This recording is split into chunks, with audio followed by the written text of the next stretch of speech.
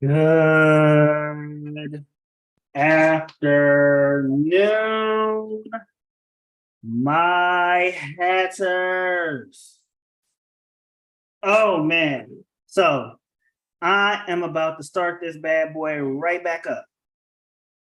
And let me tell you, I did a live stream earlier and it was actually pretty fun. Got a little tense there for a minute because I was talking about something that actually had some meaning to it. So, for me,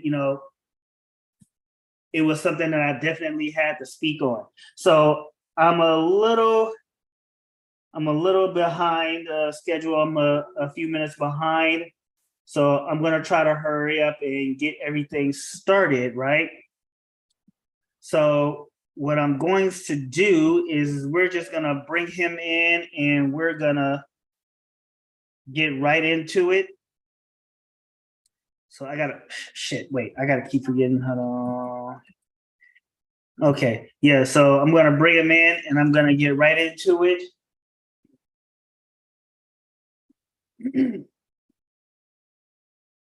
And let me tell you, I've known this man for 22 years now, and today's guest is gonna have a lot of stuff to give us with a lot of time that we do have. But man, let me tell you, you guys will not be disappointed because we have a hell of a show to give you. So, without further ado, I'm going to give you a very creative voice from the Voice Party podcast. I want everybody to say hello to Black Joaquin. Everybody that's watching me struggle streaming, give it up for the homeboy today because, man, this guy has a lot to give us today. What Black Joaquin, what's going on, my brother? How's it going? I couldn't hear you there. You get over there? Okay. There we go. There we go. All right. How you doing today, my brother? I'm swell, man. How are you? Holding on like a hug, tapping the fast lane. I'm sure you heard that line before. Yeah, for sure. Okay, so I have to ask you because I don't think we've ever had this conversation. I don't think I've ever asked this in the entirety that we've known each other. What exactly is your hometown? Man, that's debatable, right? Debatable. Let me explain. Okay, so it depends on how you define hometown. What I mean by that is, I did a lot of bouncing around, right? If you think about it. So I was born in Los Angeles. Was out there till I was 2 years old. Then moved out to the Bay Area and bounced between El Cerrito and Pittsburgh until I was 5. Okay, right? All right. So the reason for it is because, when I was born out in LA, my parents were still together. And by the time I came out to they were no longer together. So the grandparents on both sides of the family were kind of alternating with me. So when I was with my grandparents in El Cerrito, that was my mom's folks. My mom would see me. And then when I was over at Pittsburgh, that was my dad's folks, where if he wanted to, he could also see me. And then one particular week, because it was every week or every other week, whatever it is, supposed to be changeover. My mother's parents asked my mom, was where is he? Well, our grandson didn't come home this weekend. Oh, well, I gave him to Eva. I gave him to Eva. So my mom, pretty much, apparently my grandmother on my dad's side was like, can I keep him? And my mom was like, sure. So then our custody went to her, and then I was in Pittsburgh mostly until I was 5, and then I moved to Monticello, Arkansas. And then I was in Arkansas from 5 to 12, 13-ish. and then my grandmother on that side passed away. And according to paperwork, upon her death, since she alone was the legal guardian, I had to be transferred back to my mom's custody. So then I moved out to El Cerrito and went to Adams Middle School, where I met you. The roughest year of my middle school, well, really it was a rough 2 years. Losing my grandmother in 7th grade and then moving out here, who practically raised me, right? And then moving out here 8th, and just a whole new culture. Y'all not you in particular, but just like the kids was some of the most disrespectful kids that I'd ever seen. I didn't know what a condom was until 8th grade, because but lightweight, I still didn't know what it was. I saw this rubber thing sitting on the cement outside in the Adams bathroom. Oh, Lord. Never have seen that in a middle school Bible Belt. You wouldn't have seen that. You wouldn't have. Maybe in the high school, but not in the middle school. It's like, who is 8th grade and having intercourse? You'd be surprised, my brother. You'd be surprised. So, we pretty much started going to Adams the same year, because I went there. I actually started going there late 2000, 8th grade year. And trust me, I was actually, before I lived there, I spent 6 months here in Sacramento, and then before that, I was just open all over, right? And so when I saw the differences in just those 3 cities in that short time frame alone, I was right there with you. I was just like, what is this? What is going on here? So we get to the 8th grade. What do you want? Can I go outside? Yes, go away. Beat it. Sorry. Victoria's kids. Your uncle right now, huh? I'm dadding up and uncling up, because my oldest is still here. She's here too, and they're messing up a good show. Yeah, but so we get to Adams about around the same time. So I want to know, how did you run into to Phil Spruner? Okay, there is this kid, I don't know if you ever met him. His name is Adam Nowinski. No. It was during PE. The PE teacher I had was a lady by the name of Miss Ona. And as far as I can tell, nobody outside of Adams before her since has ever had her. Like, I've never met another person outside of that particular class, that particular year, that can say, oh yeah, I had Miss Ono and whatever. Like the German lady, right? Yeah. I had her too. And basically she was rolling out mats, and her intention was to teach us how to do gymnastics, do a somersault, do a flip, right? And us being teenage boys that particular class period, and enjoying professional wrestling, at that stage in my life, I was huge into pro wrestling. Like one of the hardest things moving out here, aside from not knowing anybody really, was like not having cable anymore. Because I used to watch like WCW on TNN, and not TNN, TNT and TBS, and I wasn't really allowed to watch the WWF when I was down south, because my grandmother saw the Undertaker crucify the Stephanie McMahon. Oh yes. Watch WWF. You can watch the other show though. Thank goodness she didn't run into Vampiro, but Lord.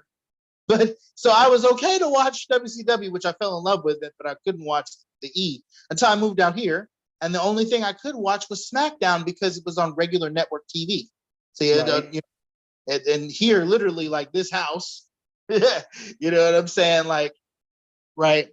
It was a black and white TV that used to be in the corner over there with the little knobs and stuff. What's his name? Oh, that takes me back. But Willie Mays had gifted that to my great grandmother, because the baseball player. Yeah. She used to be a domestic. She worked for him, And just as a thank you for your service, here's this old TV.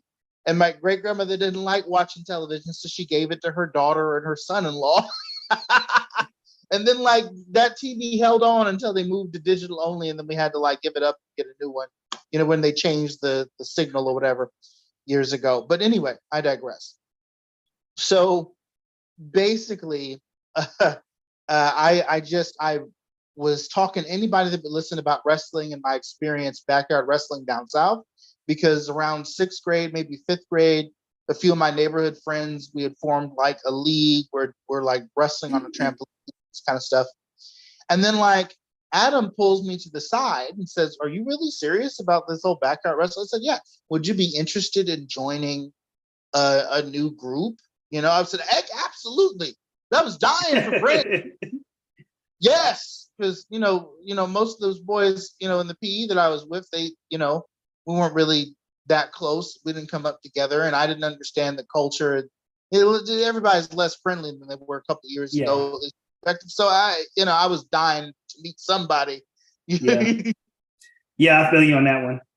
So Adam goes, "Okay, in a couple of weeks, I'm going to introduce you, not a couple of weeks, next week at the library during lunchtime. I want you to meet this guy who runs this backyard wrestling federation. It's called PWL's Professional Wrestling League." Yeah. I was floored. I couldn't, I kid you not. I was so just like, I came home and I told my grandparents about it. My grandfather was like, "Oh no, bro. What's this fella's name? And his parents know about this, and it's in his backyard. He's got a website. He even gave me pictures." I remember that website. Okay, it is before I saw the pictures on the website. I just told my grandparents, just let me meet him and see what this is like. And I think my grandfather, although had his reservations, was like, "Well, the boy needs to meet some friends," because he understood that I was out here pretty much by myself, Southern transplant, nowhere to go. Southern transplant. Well, because Grandpa, this rest in peace. He's he was from Texas originally, and so he knows it's like. He came out here when he was in high school, so he gets what it's like to move from one culture to another. You know what I'm saying? So I suspect that he might have been like, had I grown up here, he probably would have been like, "No, sounds like you're gonna hurt yourself." But because he was just like, it's difficult enough being the new kid, go and do whatever you want. So I show up to the library, and like I'm actually nervous because up until this point, I've had this absolutely dreary time at school. My grades weren't what they used to be. This is what happens when you lose a loved one and you move across the country. Like, your performance level is not going to be what your usual is not going to, So I had C's for the first time in my entire academic career. Yeah, I'm with you there, because when I had moved there, that's exactly what happened to me. I had lost my grandfather a year prior. Or 2 years prior, so I get it. But continue. So,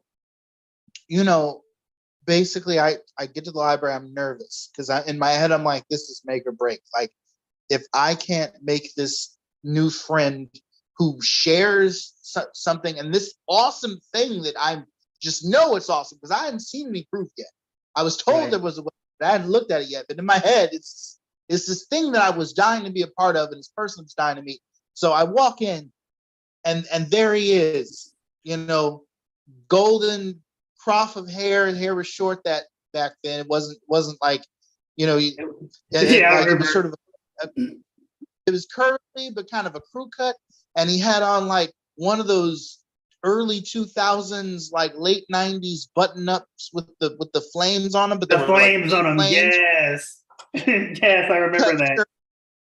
And jeans, and then like, just regular sneakers. And here I am wearing like, I think I was wearing like a pair of, those they were like baggy Nautica pants, and they had like the zippers at the knees, and I had like this long sleeve it was a long sleeve dark red Nautica shirt with an olive green vest to match the pants on. I thought that I looked like I walked out of a boy band music video, and I thought I thought it was cool because I was always trying to dress like the pop stars, kind of, sort of. But whatever I could get my grandparents to get for me. But then, like, somebody said, "Man, you look like a gay pirate," and I was like, "Well, not as cool as I thought." Oh my God. I get a feeling that I was there when that happened because I remember hearing that. I get a feeling I was there when it happened. Said that it was this white kid named Forrest, and if you're watching Forrest, go fuck yourself. No, but That's anyway, just this motherfucker. I'm sorry. I'm sorry. That was too much even for me. That was Oh, yeah. Oh No, my but goodness, that was cold. but no, like, so I show up wearing that, and like, I sit down from him, like Adam makes the introductions, and Adam bounces. Like he's out of the scene, like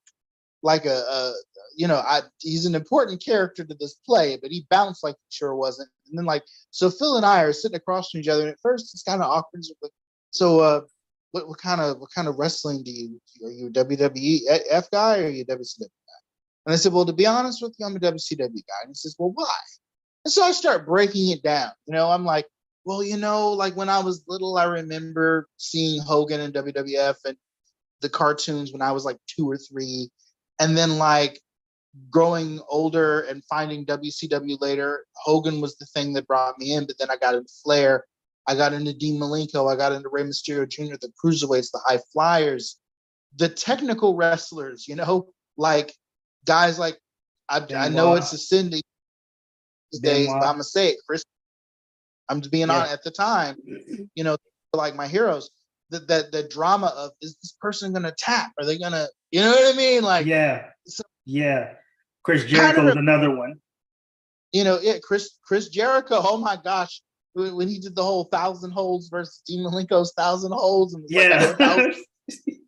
and he just starts naming them all. The armbar was at least 60 of those. Like armbar. It was like, and a single Boston crab armbar. Is it the fact that he was okay with repeating himself on that was hilarious in and of itself. How many go? So, he's like, okay, and then, like, and then he tells me his favorite is WWF. We're talking about our favorite wrestlers. It's crazy. I remember this like yesterday. So then he gets down to brass. He asked me what my experience was. It was a lot like an interview. It's kind of the first job interview I've ever had. Okay. And and then he's like, so what was your first, what was your favorite wrestler? What was your earliest experience wrestling? So I start telling him it was actually 2 groups. There was like my homie Travis and 4 or 5 of us in that group. And we would, like, we had a title and we would wrestle for that. And then there was like my cousin Anthony knew this kid named Jason who had a trampoline, and they had their own fed going on. Tried to combine the 2, but Travis just didn't fit in. So I kind of wrestled in both organizations, right? So, like, he shook his head. Phil's, oh, well, let me show you the website. So Phil, and this is, you're talking about somebody who has held on to their talents and just kept improving over the years, shows me his prototypical website. And it was one of those like old school hosting sites. It was like 50 something. I used to know it by heart and I don't anymore. But like, even when we were in high school, even when I was 3rd year going to college or whatever, like, I could still remember that website by heart. You know what I mean? And I think I might have forgotten it now because it's the domain name I don't think works, but Lord, But anyway, so he shows me the website and he explained to me that it was WWE Slam Camp, right? So he's showing me the picture, like the wrestlers, and like it was like his little brother and his friends, and him and his friend Alvin and his friend Brian. Brian was a grade above Phil, and there, Brian was his intercontinental. There were several Brians involved with PWL, so I should specify his name was Stell. Not going to give you his government. He may not okay. like being included. His name was Stell. And like, on the website, everybody had their own profile. You click on the profile, you can see a sample of a picture of one of them doing their moves and the little bio. There was a title section and the history of the belts and who dropped it to where. And so we're going over like past storylines, and he's telling me like everything up to the point to where I would be signing on.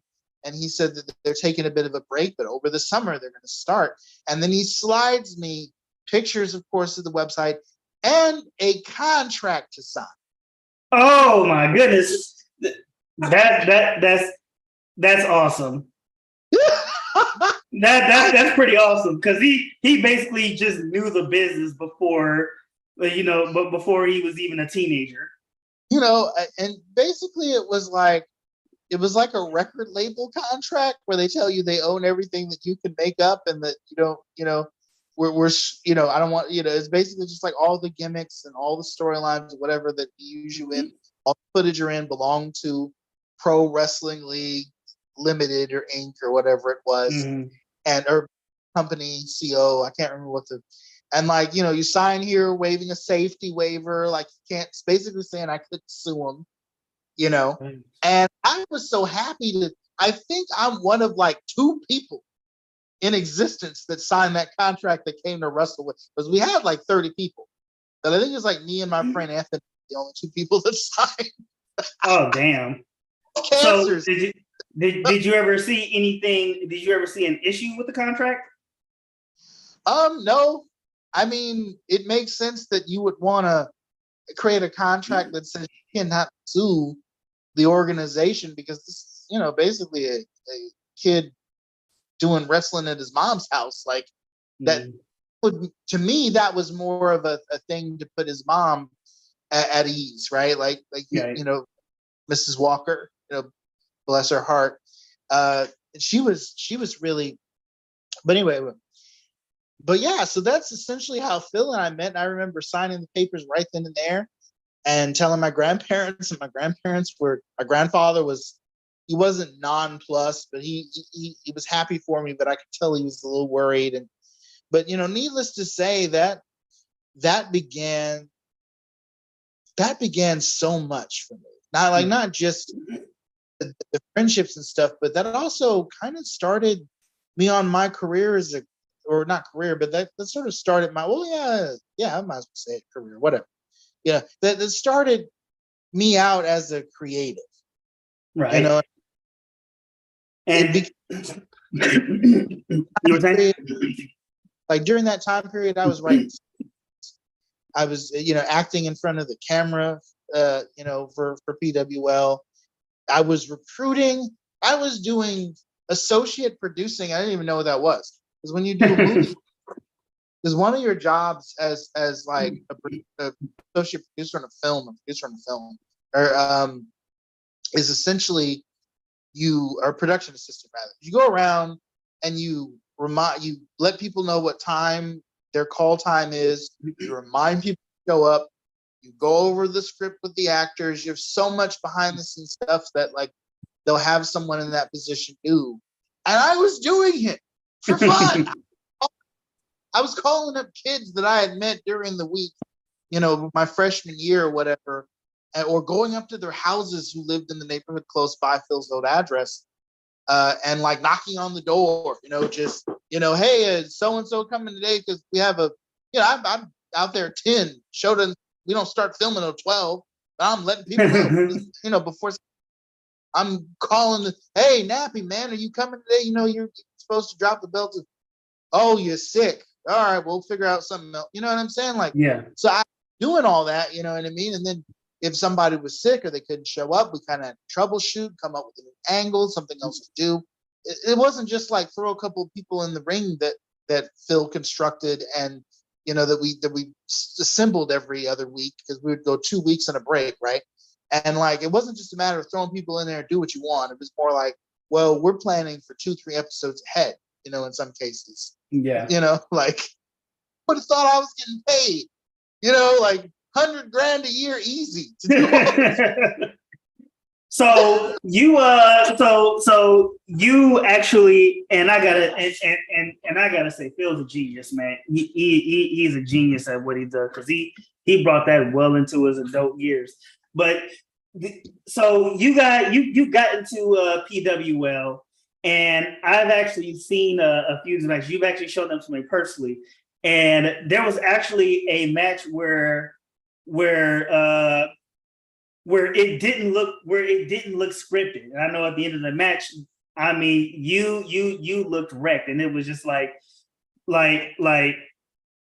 it wasn't wrestling at that point. Can you tell me about that match? Which match was this? Who was I This wrestling? was a match. You were actually wrestling Phil in this match. Oh my gosh. This must have been like the final one that we did for PWL. Because we had 3 different organizations, right? 4 if you count Carlos's OCWF thing at one episode. But we had PWL, we had CCW, and we had AWF. So the end of PWL, and I remember this because I was wearing like a red short sleeve shirt. Yes. I was in the persona because I had like 3 or 4 different personas throughout my time in PWL. And like this was my last PWL persona before the thing closed. It was incredibly heartbreaking for me to know that PWL was ending. I didn't know that CCW was going to be a thing. But I did remember that, like, you know, the way that Phil told the story was that his mom had said, you know, we've been dodging the bullet called lawsuit long enough. So after this last show, you can continue wrestling. You just can't continue doing it in my backyard.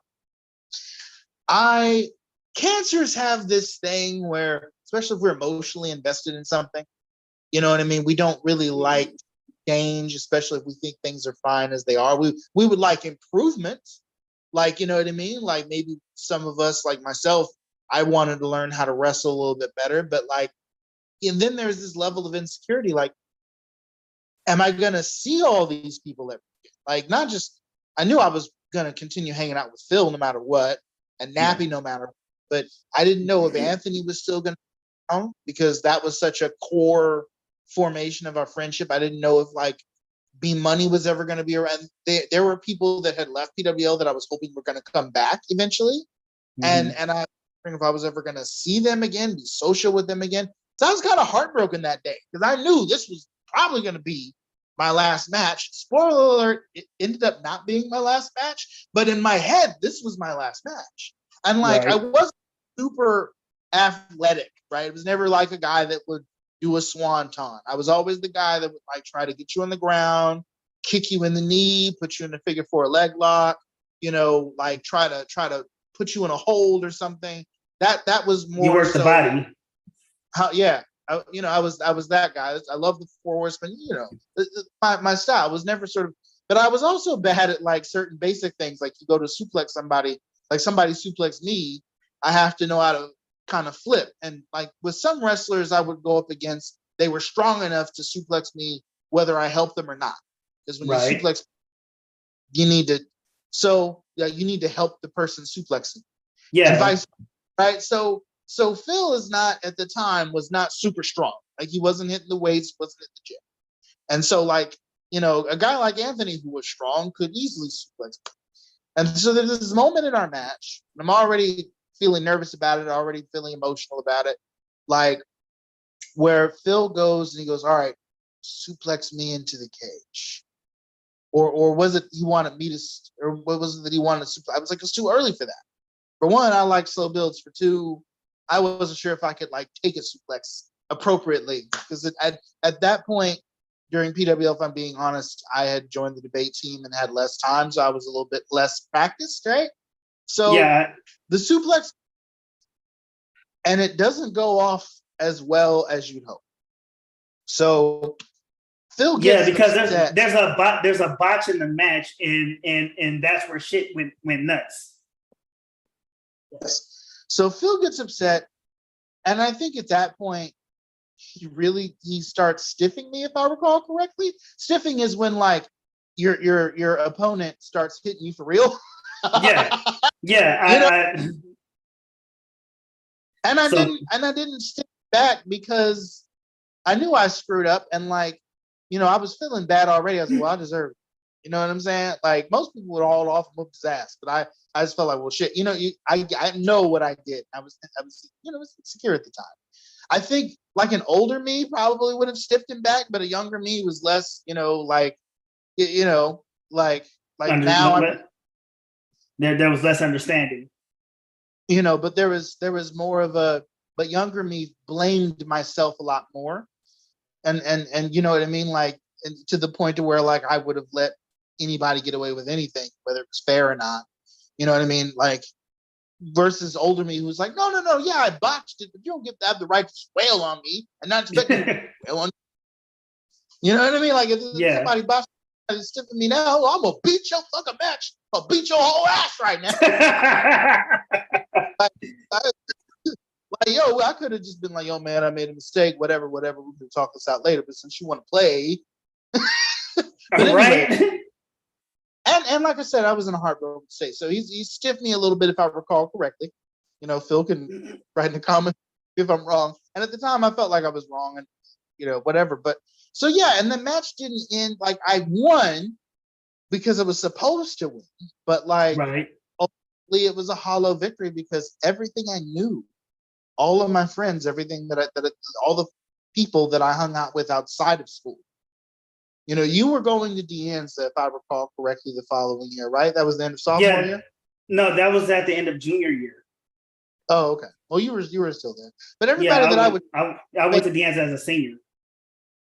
But everybody that I would see on a regular basis outside of school, I didn't know if I was going to see them. So I was devastated. Yeah. And, you see routine, you saw all this stuff. So I remember after that match was over, I was legit in tears. You know what I mean? Phil had made... I don't think I cried right away. Phil had made a... Huh? No, I'm saying not on camera, at least. Phil had made... What got me was Phil had made this retrospective edited video.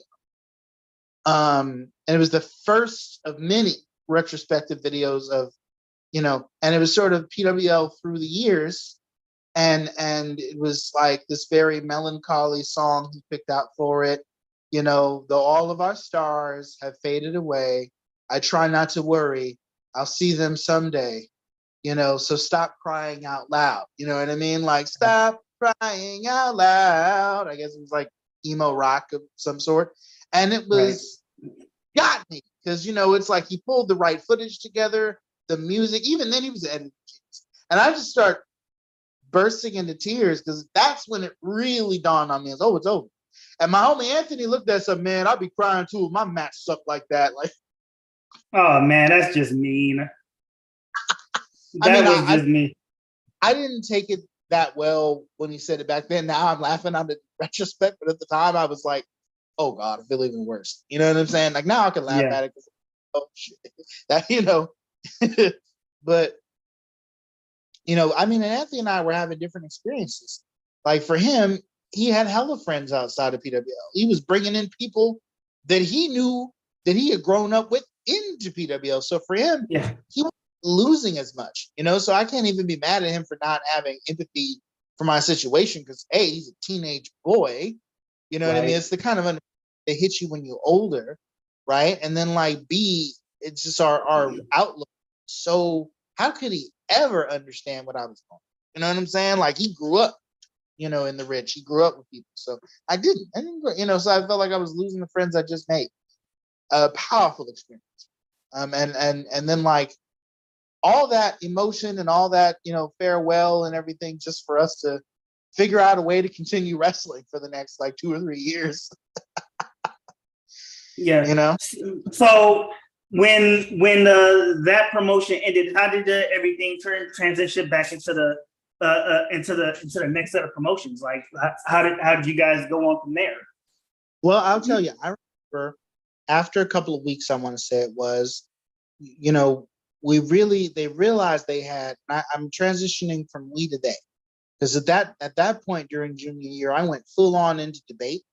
I'd gotten much closer during that time to like my debate colleagues, my teammates, and I joined the chess team too during junior year, and created the the anime club with Mr. Sung, and I just got super dialed into my school community because I'm like, well, shoot, I ain't got nothing else, like, you know. And then like my teachers are really trying to get me to do all this other stuff, so it's like, all right, cool, and it looks good on a college resume. Okay, this makes sense.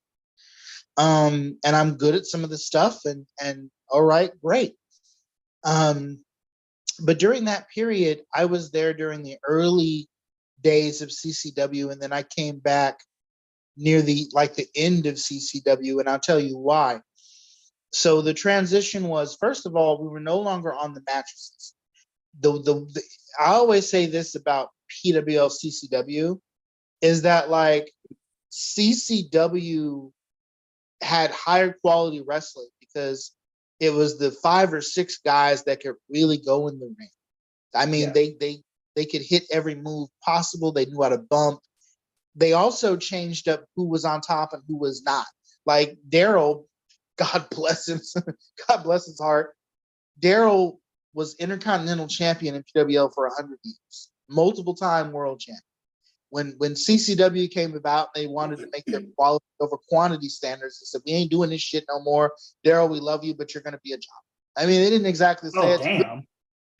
They didn't say that to him in those terms. That's essentially what it was, okay? Okay. Like, of the 5 of them and the alternating 6th person, whoever that was that week or month or whatever, or stretch of months, the top folks were Poe, Anthony, and Phil. And then the bottom guys, the B tier was like Shaggy. What was his name? The Grim, who came last PWL, transition to CCW with them. And then the C tier ended up being, not for lack of talent, but just because reasons, ended up being like Nappy and Derek. So you had a good set of matches that you can do. And one of them, and then I think Brian came in, like the Stealth came in, I want to say, and had a match. Carlos Farrell came in and had a match. Some random dude that did like a John Cena, taunt came in and had a match. So they had like a rotating space for the occasional like extra spot to wrestle one of the top guys, right? Mm-hmm. But that CCW, maybe the first 2 shows, they were done like over at Adams Middle School out there in the field where they were, last I checked, they were growing like a community garden out that way. I don't think they're doing anything now, but before the community garden, we were over there, and I was refereeing a couple of matches because I wasn't confident about taking back bumps on the hard ground. I just was not, I'm like, I'm not about to wreck my back. I don't know what I'm, Yeah. But then as the junior year, as summer turned into junior year, because I was over the summer when we were doing that together, that's when my schedule changed up and they went into CCW mode at the ends of hard. And what makes CCW special is that unlike PWL, where we were like recording tapes, I used to sell them in high school or whatever. Yeah. Mr. Kirk jokes that was like the worst $5 he ever spent. I remember him saying that too. Mr. Kirker was really harsh about it, but I really do appreciate his honesty. Hey, we got some familiar faces in the chat room, and let's because I have an engaging audience, and they have been throwing comments left and right out here. So the one that's from a familiar face, I thought I was going to be struggle streaming too. But the familiar faces, outside the evil one, you probably know him as Arthur. Says not about to be crippled for no one. Arthur, who came to like one episode of PWL and never came back. Tried to get him to come back. Exodus, I remember. Arthur was on the tape I sold to Kirker, if I recall correctly. So even with because you and I hung out hard starting freshman year. We was always in the library, doing homework, studying and stuff. And even though we were going our separate ways, outside of the the I guess the popularity spectrum or the social spectrum as you were, you got into debate and anime club and stuff like that. I went into sports and anime club because I did that too. We still always made that time for when we were gonna do studying, and we always had time for. I think when you had gotten into the debate club, that's when you and I had the most intricate things to talk about. So yeah. Yeah, so one of the things that we always went back and forth about, and stop me if you've heard this already, but it was Murder Inc. versus Aftermath. Okay. Yeah. So okay. I have to ask this before you go on. I have to ask, why did you choose the side of Murder Inc.? I'll tell you why. Ultimately, and I still feel this way, right? Right. To me personally, the reason why I rode so hard for Murder Inc. was because they were the underdogs in their situation in every way. You're going up against the label that Dr. Dre and Slim Shady front. Like originally, this wasn't really about Dre and Shady. It was originally about 50 versus Ja. And I always thought that the situation between them was completely unnecessary. Like this is a beef that didn't really have to happen. Like the whole shot 9 times thing, I get that, but it didn't even have to go that route. Like 50 dissing Ja from the beginning, from the get-go, that, and I get it. Hip hop, I'm huge into like rap beef and diss competition. Yeah. But it was just one of those things where it felt like, was it really like I respect this idea that 50 went after Murder Inc. because his real issue was with Supreme, right? Uh-huh. But what I don't like is that somehow at some point 50 forgot that it was him versus Supreme, and then it really became about him versus Ja. And I'm just kind of like, I to this day I just feel like it was just too much. But it wasn't even about Ja Rule, because real talk. Well, I'm not gonna say fuck Ja Rule, but what I really hated was that there were all these other people on the label that never had the opportunity to drop a record. It was always John Ashanti. And then I'm looking at all other labels like Rockefeller, who I became real huge fan of. I'm looking at Rough Riders. Damn near everybody that breathed on the mic and whispered Rockefeller came out with an album, right? Everybody. You kind of like how Bad Boys did. Who was the Cash Money and what was the other label that was in the South? No Limit. No Limit, yes. And and Rockefeller, not to put any shade on them, because everybody that came off that label, with the exception of Memphis Bleak, I'm just gonna say it, could spit their. Memphis is a functional rapper, but there is no way beyond nepotism that his album came out. Because why do you say that? Okay, so in most cases where you have like a bunch of rappers on a label who can really rap their asses off, right? And then you have the guy that's the dud, right? Who's just okay. Let's say he's not terrible, he's okay. The guy that's just okay, especially if you're in a label where people are competitively trying to come out with like a New York style label, the guy that's just okay usually gets shelved. And I feel like the reason why Memphis Bleak was never shelved was because Jay-Z is they grew up like brothers, right? Like Jay is kind of like Memphis Bleak is like the son of Jay-Z's mom's friend or something from Marcy Projects. So they're really good friends. But you have questionable pen game when a journalist is asking Cameron if Cameron wrote Memphis Bleak's bars on like The Rock Just Fired, right? Which is the best verse, in my personal opinion, that Bleak has done in his entire career. and they thought somebody must have ghost wrote this shit because it's too amazing. Like, was it you, Cam? Was it? And Cam was a good rapper. Cameron was a good rapper. I'll tell you that. He said in the interview, like, no, I is that what people think? Like, have you listened to your label mate? Yes, that's what people think. Good Lord. The best joints on any Memphis Bleak album are the posse cuts or the Jay-Z records, because everybody on the posse cuts is going to be better than him. I'm just saying.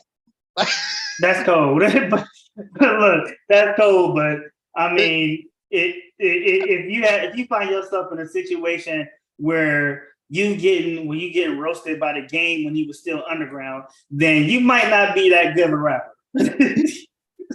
The game of fighting anybody moving. But back to this murder ain't cheap. So the reason why I rode so hard was that I wanted Charlie Baltimore to come out with an album. I wanted to hear what a Cadillac Towel album would sound like. And then like when they came out with like in 04, 05, they signed some new artists, Harry-O and News. Mm-hmm. This is during like the beginnings of sort of like the blog era, right? And they basically set these two mixtapes out, the News mixtape and the Harry-O mixtape. Harry-O's mixtape was called like Someday You'll Understand. And like these dudes could really rap. Like beforehand, okay, if I'm being honest, Cadillac Tall, a little bit better, 2 or 3 levels better than Memphis Bleak, right? You know what I mean? I definitely think he was more verbose than like say Ja, right? When it comes to like bar for bar. But News and Charlie Baltimore was better than a lot of people on that label at the time lyrically. But who really comes in like and kills it are these two guys. You know what I'm saying? Like News had a line where he said, attempted murder. I'm paraphrasing, where he says that attempted murder, the charge of attempted murder is disrespect to his aim. Like, dude, that's cool. To wave like a jet ski. Like, oh my gosh. Like, and Harry-O had lines like, what did he say? He said, ain't nobody can say he robbed me. I mean, a dead nigga talk, a dead nigga say he robbed me. A dead nigga talk, a dead nigga say he's sorry. Like, you know what I mean? Like, yeah. They started getting some like true blue, like awesomeness on the label. And then like, at that point, the label had been so shot to shit because 50 and them just kept just making them look bad in the public. There was no chance of coming back. But the one thing, especially after that that one incident with the stylist. Yeah. But you know what I'll say though is that like the one thing I always said was that there's a guy on both labels that nobody wants it with. That there's nobody on either label that could really go toe to toe with this dude, except for maybe like News, I think might have been able to put up a fight. But like, and that's Lloyd Banks. Lloyd Banks is my favorite G Unit member. He may not have the quote unquote classic album. Like, I'm never gonna say that Get Rich or Die Trying is not a tour de force. I can still sing those lyrics today. I could still quote some of those bars today, but bar for bar, like if you put Lloyd Banks in like a freestyle bout against 50's getting 8 up for lunch. Yeah, definitely. Lloyd was the dude that 50 signed because even though 50 said to himself, it's going to be real easy to knock these Murder Inc. guys out of the park. But just in case we got to deal with somebody like the Locks, and I actually have to rap, Lloyd, you in. I'm tagging you in. Tagging you in.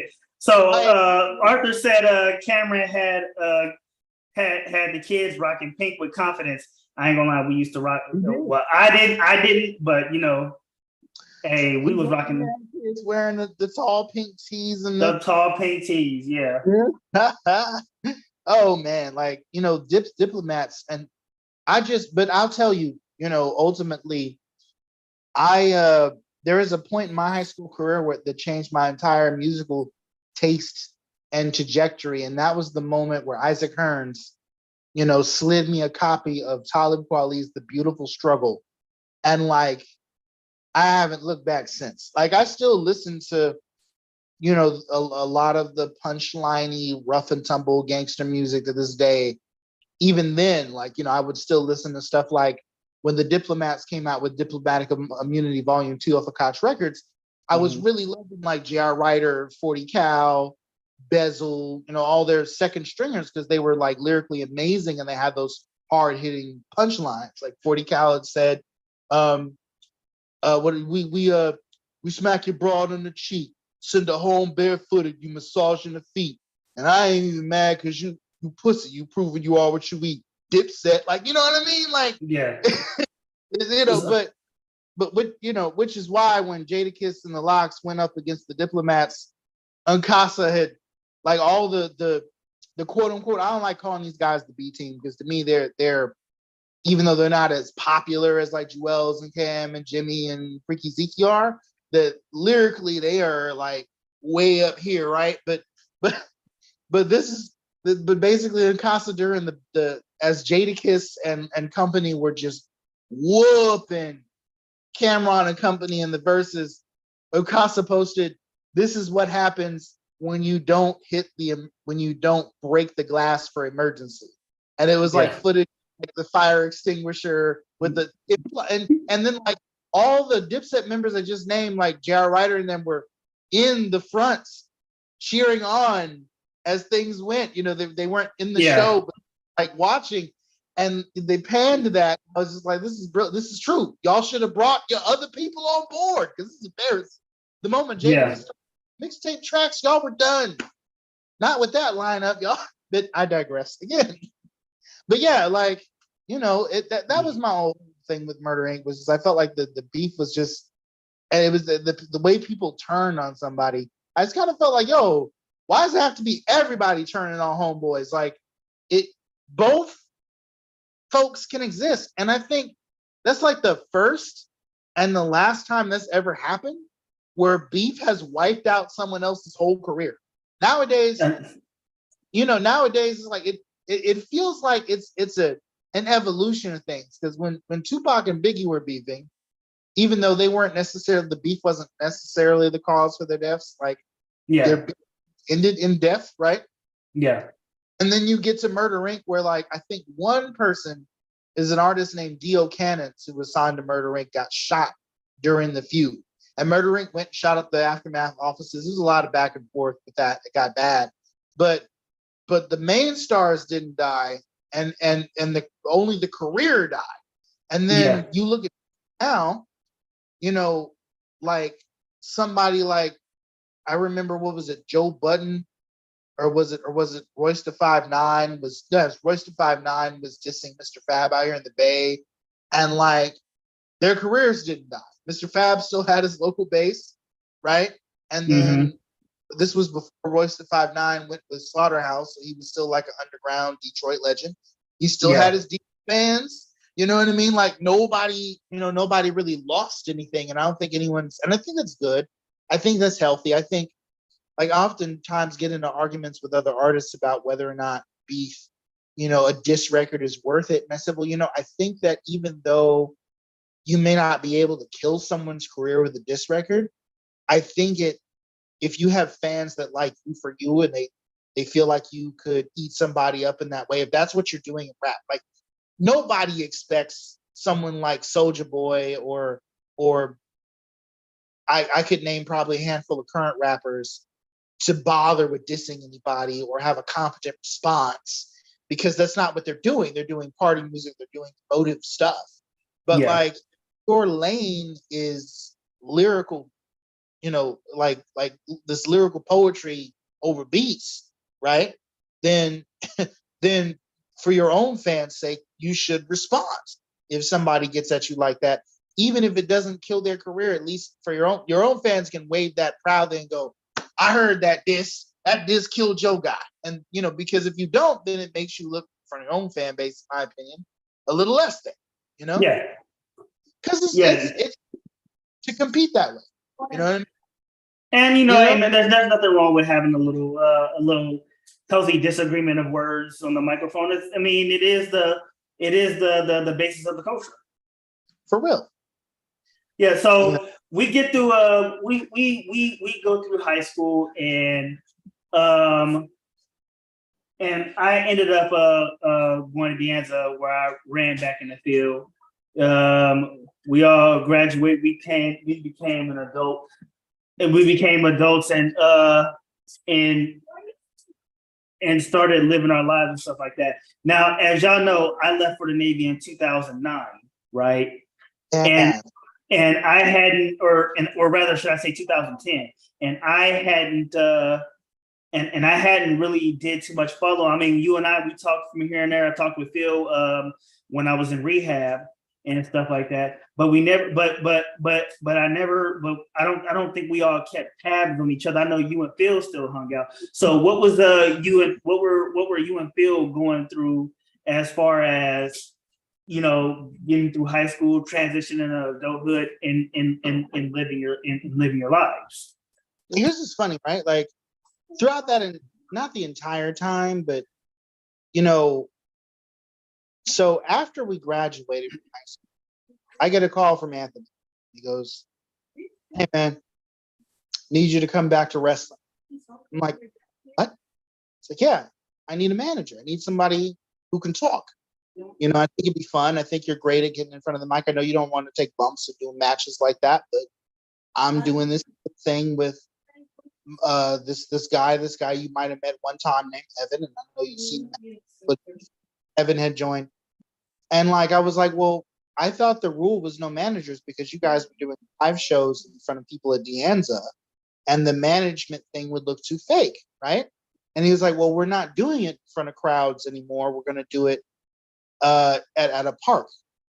And I was like, okay, does Poe know about this? No, Poe was actually in jail at the time.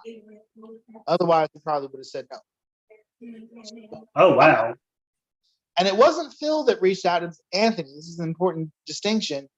Phil and I kept hanging out socially, but we weren't really, doing the wrestling thing. So I was like, all right, sure. So then I created this new persona. It was like, the idea was that the wrestler, the Hound, K9, all those different personas, they retired, and I became Xavier Lascano. I led with my middle name and my last name. Okay. So I ended up being during this time, I was, let's see, this was college years. So I had signed up to work to go to Contra Costa. And I was taking courses over there at that junior college. Yeah.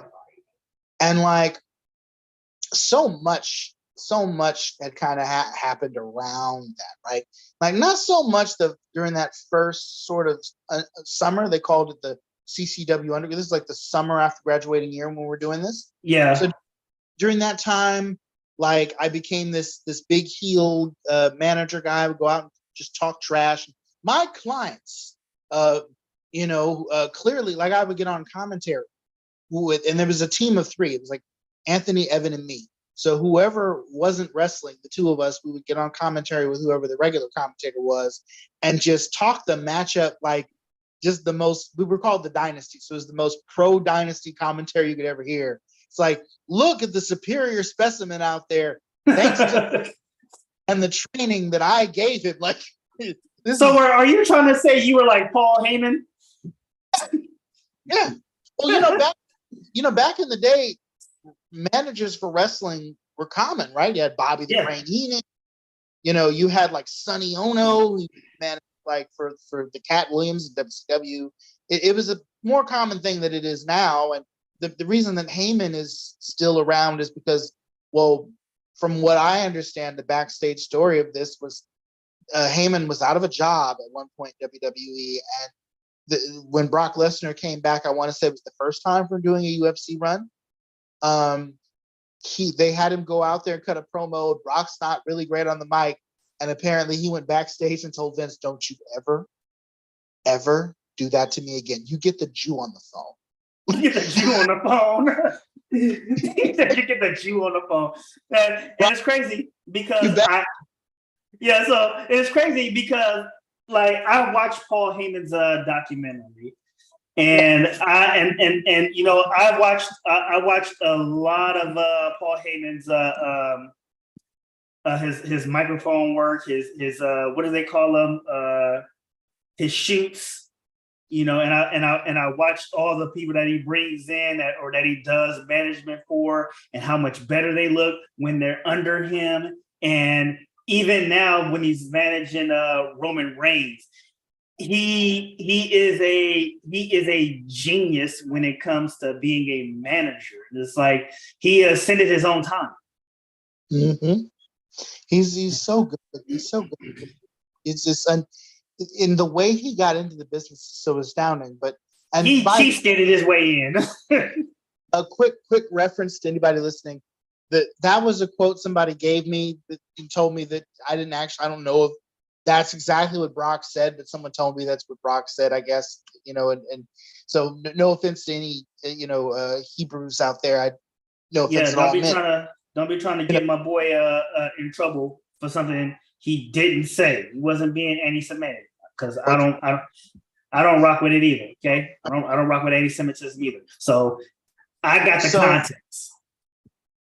So basically, like, you know, we're going on this reign of terror. You know what I mean? Like, I'm opening every episode talking about how I went back and spoke to the CCW board of directors and created this. On behalf, I spoke to the board of the directors and they said, and then like we created a show called On the Spot with Xavier Lascano, where I would like interview different wrestlers at this bench, you know, at the park. It was great. Yeah. It was great. So during the course of CCW Underground, at some point, Nappy had a match. I want to say it was like him versus Evan. And there was this bench that had been like a memorial to this lady that had passed, right? In the park we were at, over at Alvarado. He got up, and he's as big as Day at the time. And he got up and he tried to do like a frog splash off the back of the, you know, of the bench. He broke the bench. Oh, come on. From then on, Evan, my client Evan, eventually Anthony stopped coming, ironically, because he was the one that brought me back in. And it was just me and Evan sort of as a pair. So he was like my Brock Lesnar, right? So I went from managing like a tag team to managing one guy. And like my client Evan during a promo was like, they want me to go up against Trailer Trash and Bench Breakers. Like Bench Breakers. He was calling Nappy bench. Oh, that's cold. That's just mean. Like, come on, why they gotta bring that up? And honestly, Evan didn't really need me for promos because like he was so funny sometimes.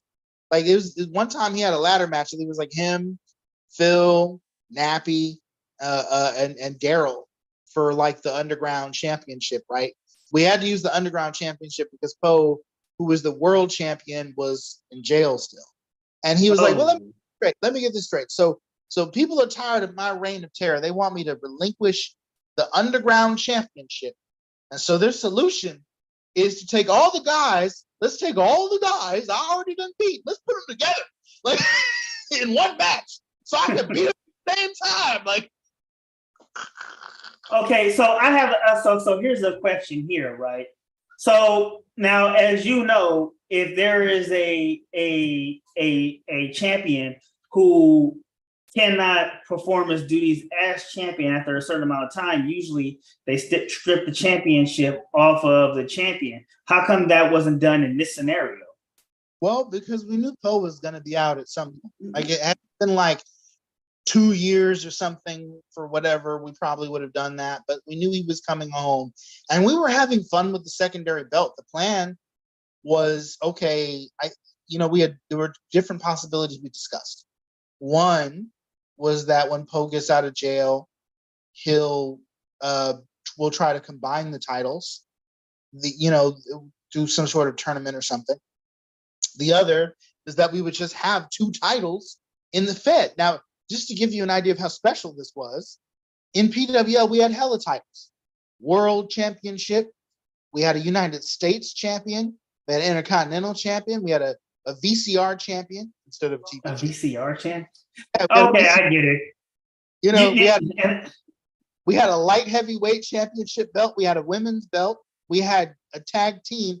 And thanks to the invasion, where we had like another Fed come and invade us, the first of two. y'all copied that? Well, what had happened was there was a real life backyard wrestling Fed called SWL not too far from us, and they went out of business. And we had one of their guys who was wrestling with us every weekend, Daryl. And so we said, well, let's have him lead the invasion for the SWL. And we let the SWL people know, hey, if y'all want to come through and join the crew, that didn't quite happen. We had like one of the guys come by one weekend before we even started the angle, and he was there 1 week and he was gone. This dude named Chaz. But we had 30 people, so we basically just split the roster up and we put the newer guys on the SWL team. Like Brian Pierre joined the SWL with his tag team partner Daryl. It was nice. Shout out to Brian. B Money. So, but essentially we had more titles because of that. Like the SWL came with their own world title. They came with a cruiserweight belt.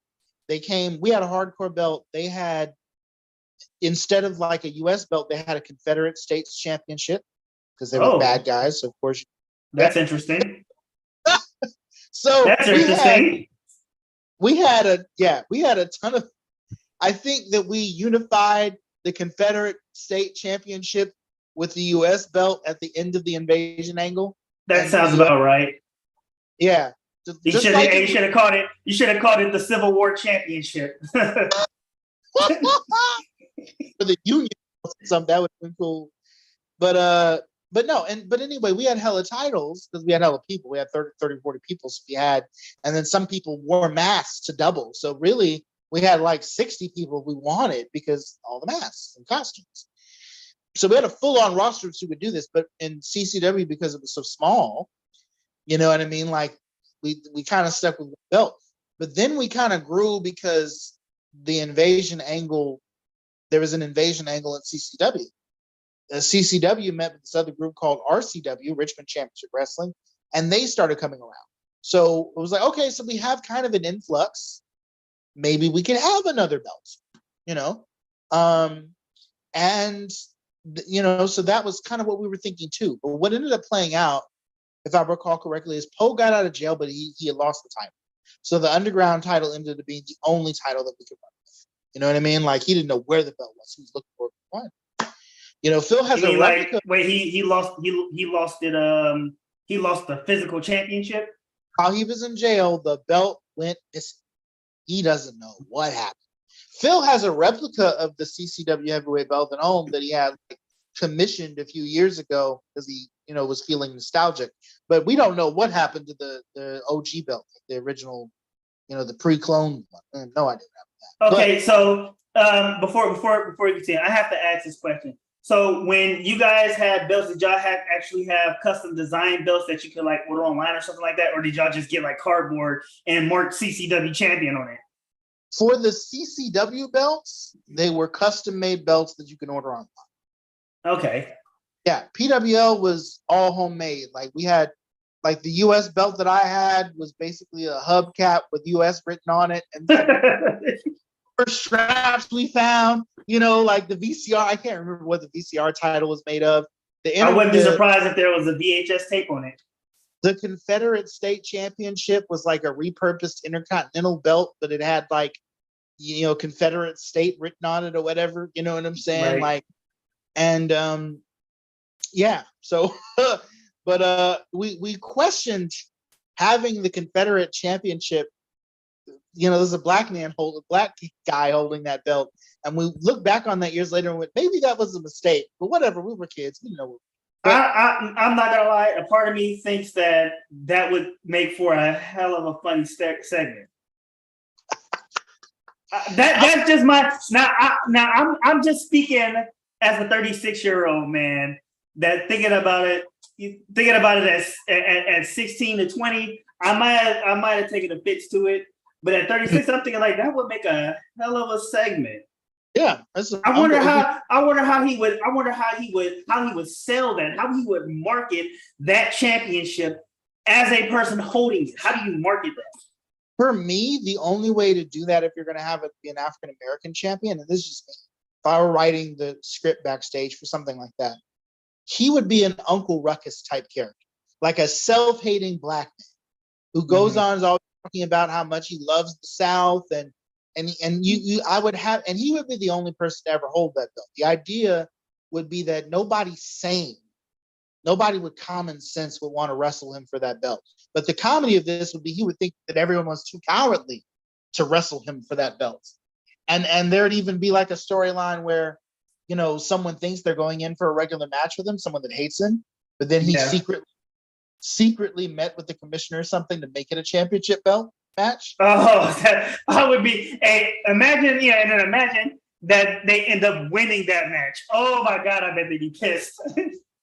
Imagine. So that the twist of this would be that, you know, the guy losing the belt would be like, well, I just wanted to, you know, prove to myself that I could defend this successfully because no one would face me for this belt. And then he loses it. He's heartbroken over it. And the guy who has the belt now is like really mad that he has the freaking pissed. Yes. Can you imagine being like a white wrestler and having to hold the Confederate after you took it from the black? Oh, that would be brilliant. That would be hilarious. That would be hilarious. Joaquin Xavier Lascano, okay? Like that's, but no, but for real. So during that period of time, that summer was just like any other summer going from, you know, school to school essentially. And we closed out CCW with a bang. And I thought we were done. I thought, you know, okay, we had a good run. This is great. And then during that time, I started doing music when school hits. Not right away, but I want to say like a couple of months, I got to know some people.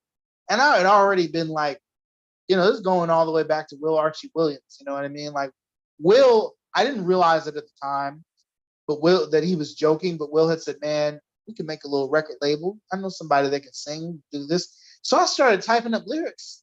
I started listening to like beats to songs I liked, started kind of like imitating, like it was even doing like little intros. You know, I remember how they used to occasionally talk shit at the beginning intros of songs. Yeah. I remember DMX is synonymous for it. You know, like DMX would do whole prayers.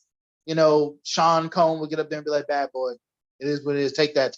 You know, these little things in the song that nobody asked for, but then it just made you feel like, it just made, oh, this is a part of that bigger thing they're all doing. You know what I mean? Yeah.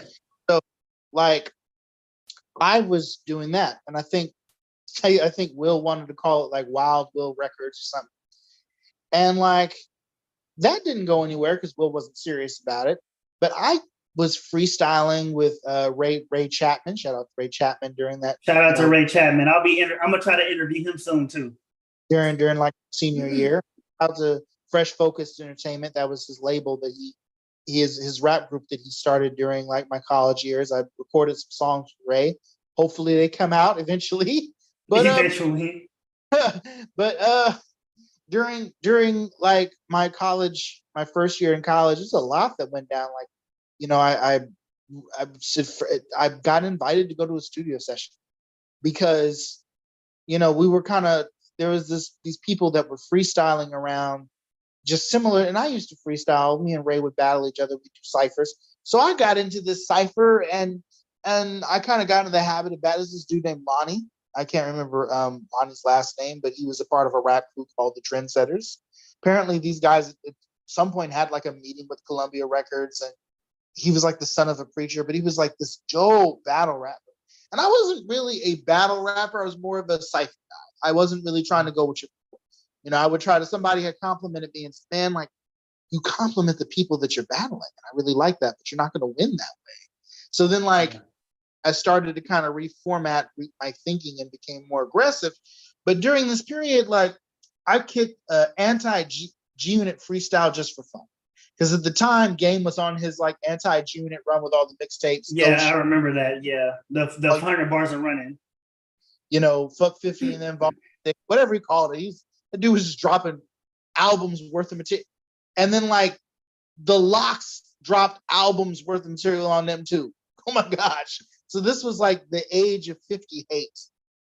It's a shame it had to happen. Murder ain't died, but this is the point where it was cool to hate on 50. right? Yeah, I think it didn't last that long though.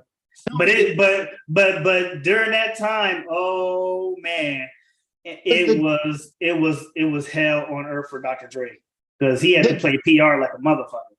Yeah, the game never stopped hating on 50, but Jada and his crew stopped. And Jada basically explained it like this, like, you know, it was always a competitive thing. It was never anything personal. And 50 brought the Locks on tour with him like a year or two after their beef. So it really wasn't that personal. It was like, I think what it was for 50 was, well, if I can't beat them, join. Because there's no way that you're 50 Cent. He's a cancer, and I know cancers. There's no way that you're 50 Cent and you're hearing Jada say things to you like, you ain't been shot again yet, so what's your second album about? Nothing. Your raps, you know, or like you hear Styles P saying shit to you like, you know, it doesn't take a dentist to get shot in the mouth, and the hood hates shit, but you're hot in the South. Like, you, what? Or Sheik Luch getting at you, or J Hood getting at you, and they're just bullying you into the ground. Like, Jadakiss even says things like, because 50 would just get on a record and talk and say, well, I'm king of Interscope, and Jadakiss and them are not coming. Like, he did that on a mixtape or something. Yeah. So Jada does this thing where he concedes, which is a thing that you can do in debate, but then he gives a counterpoint. He says, 50 got me jammed up right now. I can't lie, but I don't know who told his black ass he can't die. Damn. He crying into his piles of cash because all day trying to keep himself emotionally erect. He's like, you're fine, you're 50 Cent, you're worth $1 million. Look at all this money.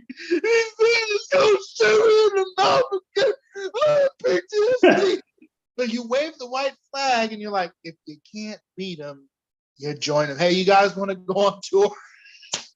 Look, that was one of the things that I respect the hell out of 50 Cent though, because even though it was cool to get on him at that time, he took it in stride.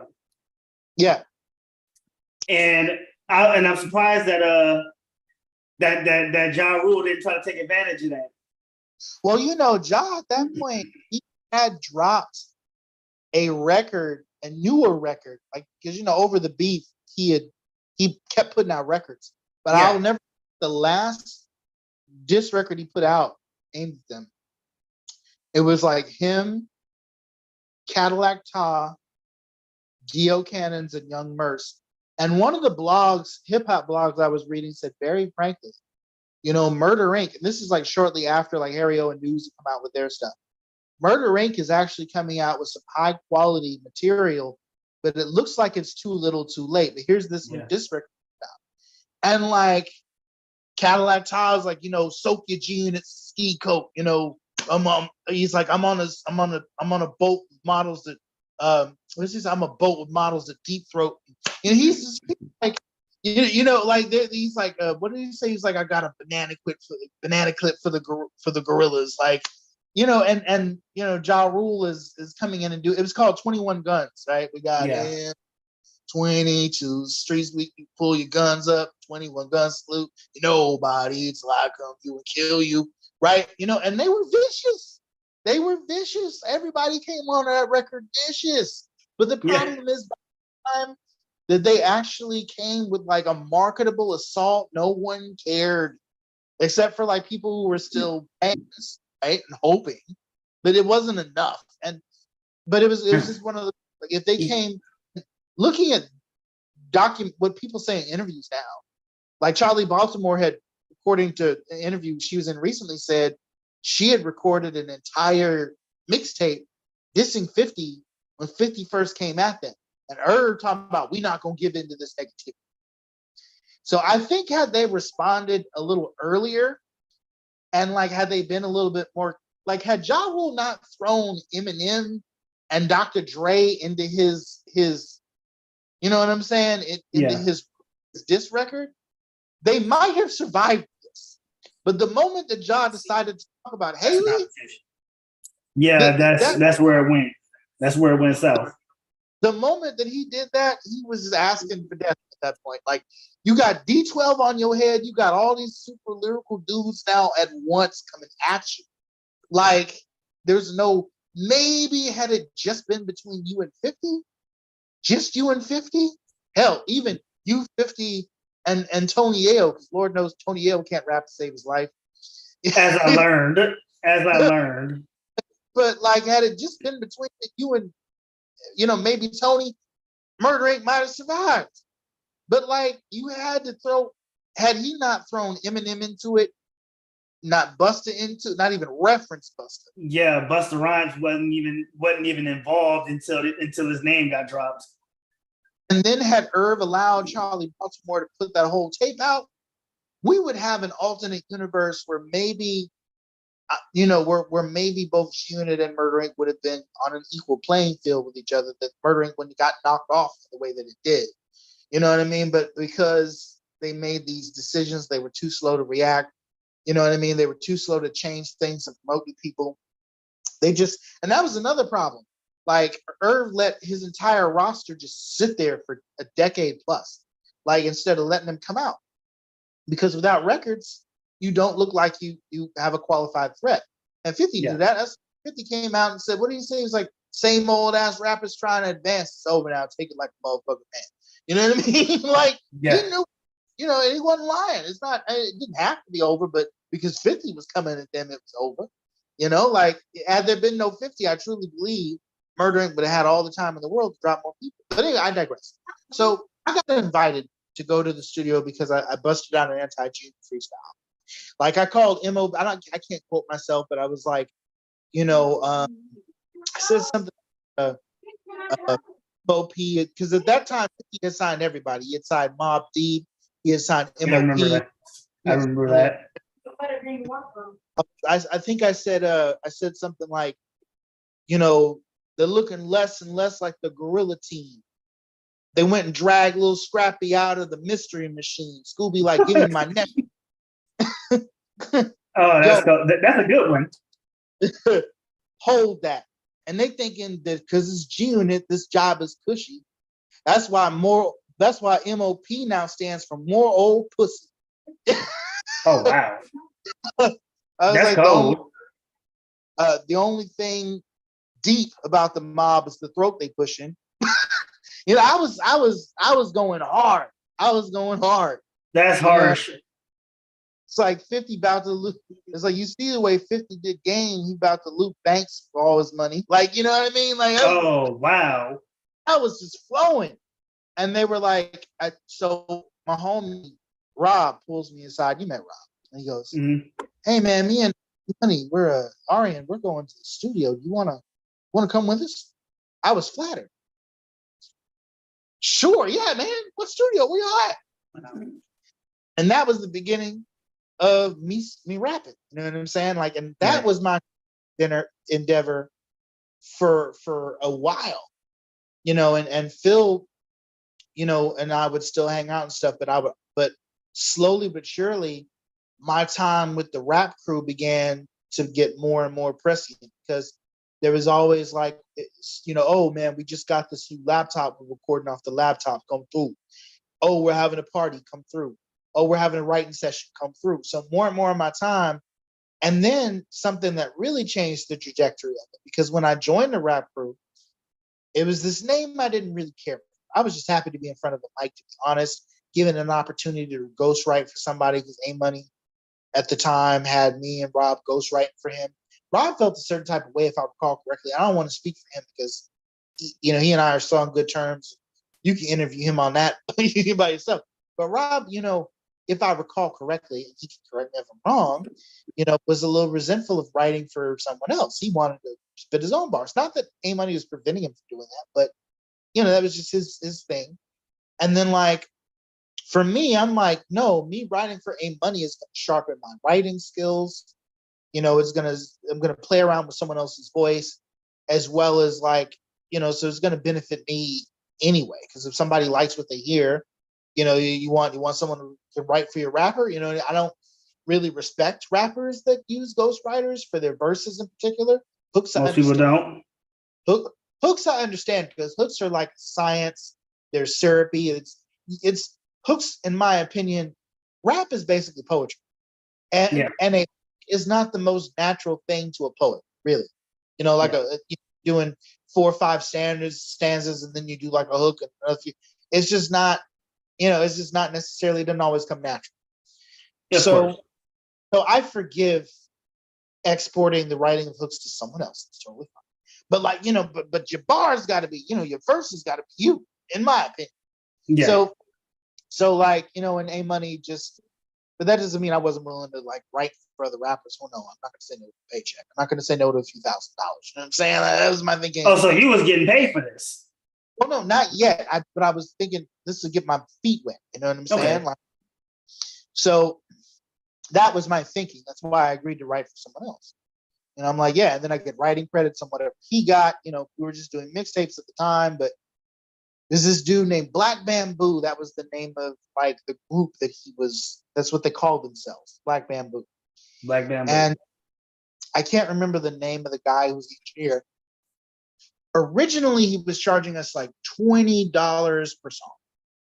And I think once he realized that it was taking us a bit long to record, he switched it to 20 an hour. Wow. A Money didn't like that one bit. Yeah, I wouldn't like that either. Problem is, though, A Money decided that he was going to get a little beef on. So A Money starts telling us, look, man, Black Bamboo and them is talking shit about us. What? Yeah. Was there any evidence of this? Huh? Was there any evidence of this? No, there wasn't.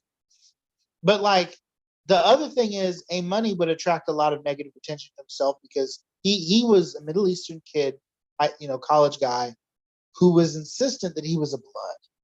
He would wear all red, all this kind of stuff. And I often joke about it and say, well, if I was gonna be like a gangbanger in Los Angeles and I had a choice, I've always liked the color red more than blue. It seems like an arbitrary choice to me because I haven't grown up in it. It's like, I know that there's like the dances, the culture's deeper than that. But that's just my casual sort of jokey, no offense to the Bloods and Crips out there. I don't mean to disrespect y'all. I'm just saying like that's my mindset at the time. But I knew not to walk around flamed up because it just wasn't me. It wasn't who I was, but that's who he was. And the name of our group, I didn't come up with the name. It was called Get This Money Boys. Okay. And the acronym for that was GTMB. And we would use and that was just so A Money, because he wanted to be 50 Cent so bad, he could say GTMB. Right? That's stupid. That's just my opinion, but that's stupid. No, it is. It is. It's copycatting someone else's thing, and it's kind of silly, but but whatever. I didn't care. I was in front of the mic. I didn't care about any of that. I was like, whatever. And he was kind to me. He was a jerk to everybody else. I ran into this group of like high school seniors. Well, one of them anyway, on my bus ride home. Never forget this. Big guy by the name of Sean, went to Berkeley High. And I'm talking to this other guy on the bus about engineering because he had a laptop and Fruity Loops and was kind of dabbling into song engineering and stuff. And his name was D, and we were just talking about getting some stuff together, getting stuff going. Right. So I get off the bus, and this big dude starts following me down the street. I'm thinking, I've never seen the guy before. And I'm thinking, oh, he's plotting. Is he plotting to rob me because it's nighttime? He's a big guy, He kind of fades into the dark night sky, if you know what I mean. And, I'm balling my fist up, and then like I hear a voice go, "Excuse me." I was a little disarmed by the polite "excuse me," so I unclench my fist in my pocket, and I turn around, and wouldn't you know it, he was nervous. He says, "I overheard you talking to this guy about music." So yeah, well, I rap. I'm not really an engineer or producer. Well, oh, but you know someone? I said, sure. Do you have a group? I said, yeah. And then he nervously takes out this piece of paper. I said, well, tell me what you think of this. So then he starts spitting his bars. It was basically like a little ballad. It was dope, though. I was like, man, this thing has some heat to it. Okay, all right, I'm liking where this is going. And I'm like, well, and he goes, I actually told him I loved it, which is true. Okay. He goes, if you love this, you're gonna love my boy. You know? And he was like, yeah. I got this one white guy and this one light-skinned dude. He kind of looks like Chris Brown, and the white guy, he's disabled, but don't judge him, because he had cerebral palsy, and rest in peace to Pete. That was his name. Pete died a couple of years ago. God rest his soul. But and I'm like, I wouldn't judge anybody. I mean, if they're rapping like you, I don't care if he's in a wheelchair, bring him forth. We'll make that work. And Delano Roosevelt, wheelchair bound, who's president of the United States, will make that work. So then we had a meeting at Caro's. This was during that time period where I was getting financial aid, no rent to pay, right? No water. So jealous. I was my first year in college. My grandparents didn't really expect me to. They just were happy to see me in school.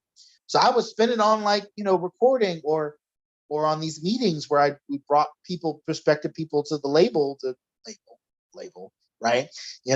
And so we had this meeting at Caro's. My friend Tommy, trying to remember, Tommy Toller was our camera guy at the time, /aspiring MC /aspiring engineer. He did help us record a few songs before he moved to Vallejo. Shout out to Tommy, man. You remember Tommy from Deanza? Which one? Tommy Toller. Big guy. Big white guy, right? Asian and white. Yeah. I remember. Tommy was our videographer at the time, and his mom was working at Caro's, and so I just wanted to go where I knew somebody with this big table. I knew that his mom would treat us right, and she totally did. And something that his mother remembers about this, I forgot, is that I led this group of 20 people in prayer, apparently, before we ate, and that was something I used to do back then, man. I was, really dialed in with the word. I'm not saying I'm not now. I was definitely really tapped in when I was younger. And I was consistent. Now I'm more hesitant to be like, all right, everybody grab hands and pray. But then I was much more naive. And it was done in good spirits. I don't think somebody would kill him or whatever, they would have been offended, but But anyway, like I was saying, and we listened to their demo. They brought a demo tape, and we hit it off. And then over time, we start making more and more music. And there comes to the point where everyone starts getting sick of A Money. A Money got into a beef with got us into the Black Bamboo situation. Got stuff up. They, you know what I mean? Got on one of those guys got on the phone with us and was like, yo, man, y'all talking all this shit, because he was stirring the pot. And then there were days where me and Tommy, we would be on our way home because he lived up Yuba and I didn't live not too far from, and we would take alternate routes home. One time we were walking through I think it was still a Safeway at that point in time. Now it's a Planet Fitness. But this strange car pulled up. We knew we were being, they were like, hey, can y'all come? And we knew better. It's no, we don't know these people. They don't want nothing from it. We just kept walking. Right? So it was crazy. We recorded records against them. I was like, Black Bamboo? Nah, Black Bamboo. Oh my goodness. Y'all just know how to be mean on the mic, huh? I was like, put acid in the soup soaker, wet your whole crew. So but it was crazy. And then during that, then we transitioned into another beat. A Money got into it on MySpace with this dude who was the leader of a group called Searching for Purpose. I can't remember what his name was.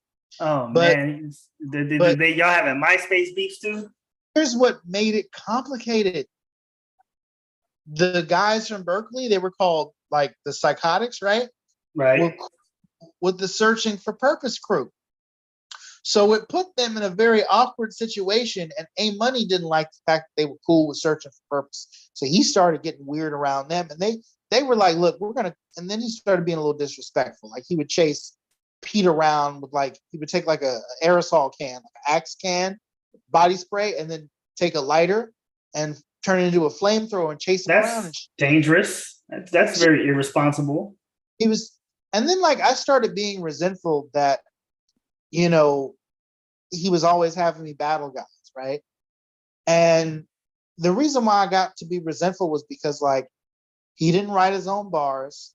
you don't have to battle or freestyle to be a rapper, but it's like you're running around here like a fake blood. You're not writing your own bars. You're getting us into these crazy, and you're constantly pushing me into battles, which I'm fine with, but it was just one of those things where it felt like we're doing all the work. You know, what are you doing other than getting us into the laptop was bought by Tommy. You know what I'm saying? So what are you, everybody's contributing and you're causing such trouble.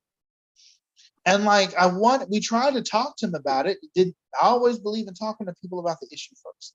Yeah. And it didn't resolve. And I'll never forget this. Lonnie and I were about to battle, and I said, look, Lonnie and I have been battling up and down, up and down. I've been battling everybody. I said, hey, Money, I think we should go. He was like, no, blood, you know, I'll battle like that. And then Lonnie goes, that's my cousin Coco. Now, I didn't say anything because I've seen Coco rap before, and I wanted to see where this was going to go. But ain't Money. So then, like, I don't know. I was like, look, man. Then Lonnie's like, man, she's just a girl, you know. She's not even that great, man. She's just starting out, just somebody that's your speed. So I tell him, Money, I'm like, look, man, if you don't last, I don't care if you win. I just want you to go 8 for 8, 16 for 16. It could be the most trash 16 ever, but I just need you to push. Okay, push. What is he giving birth? You know. Look, I haven't been in a delivery room, okay? Them pushes get pretty intense.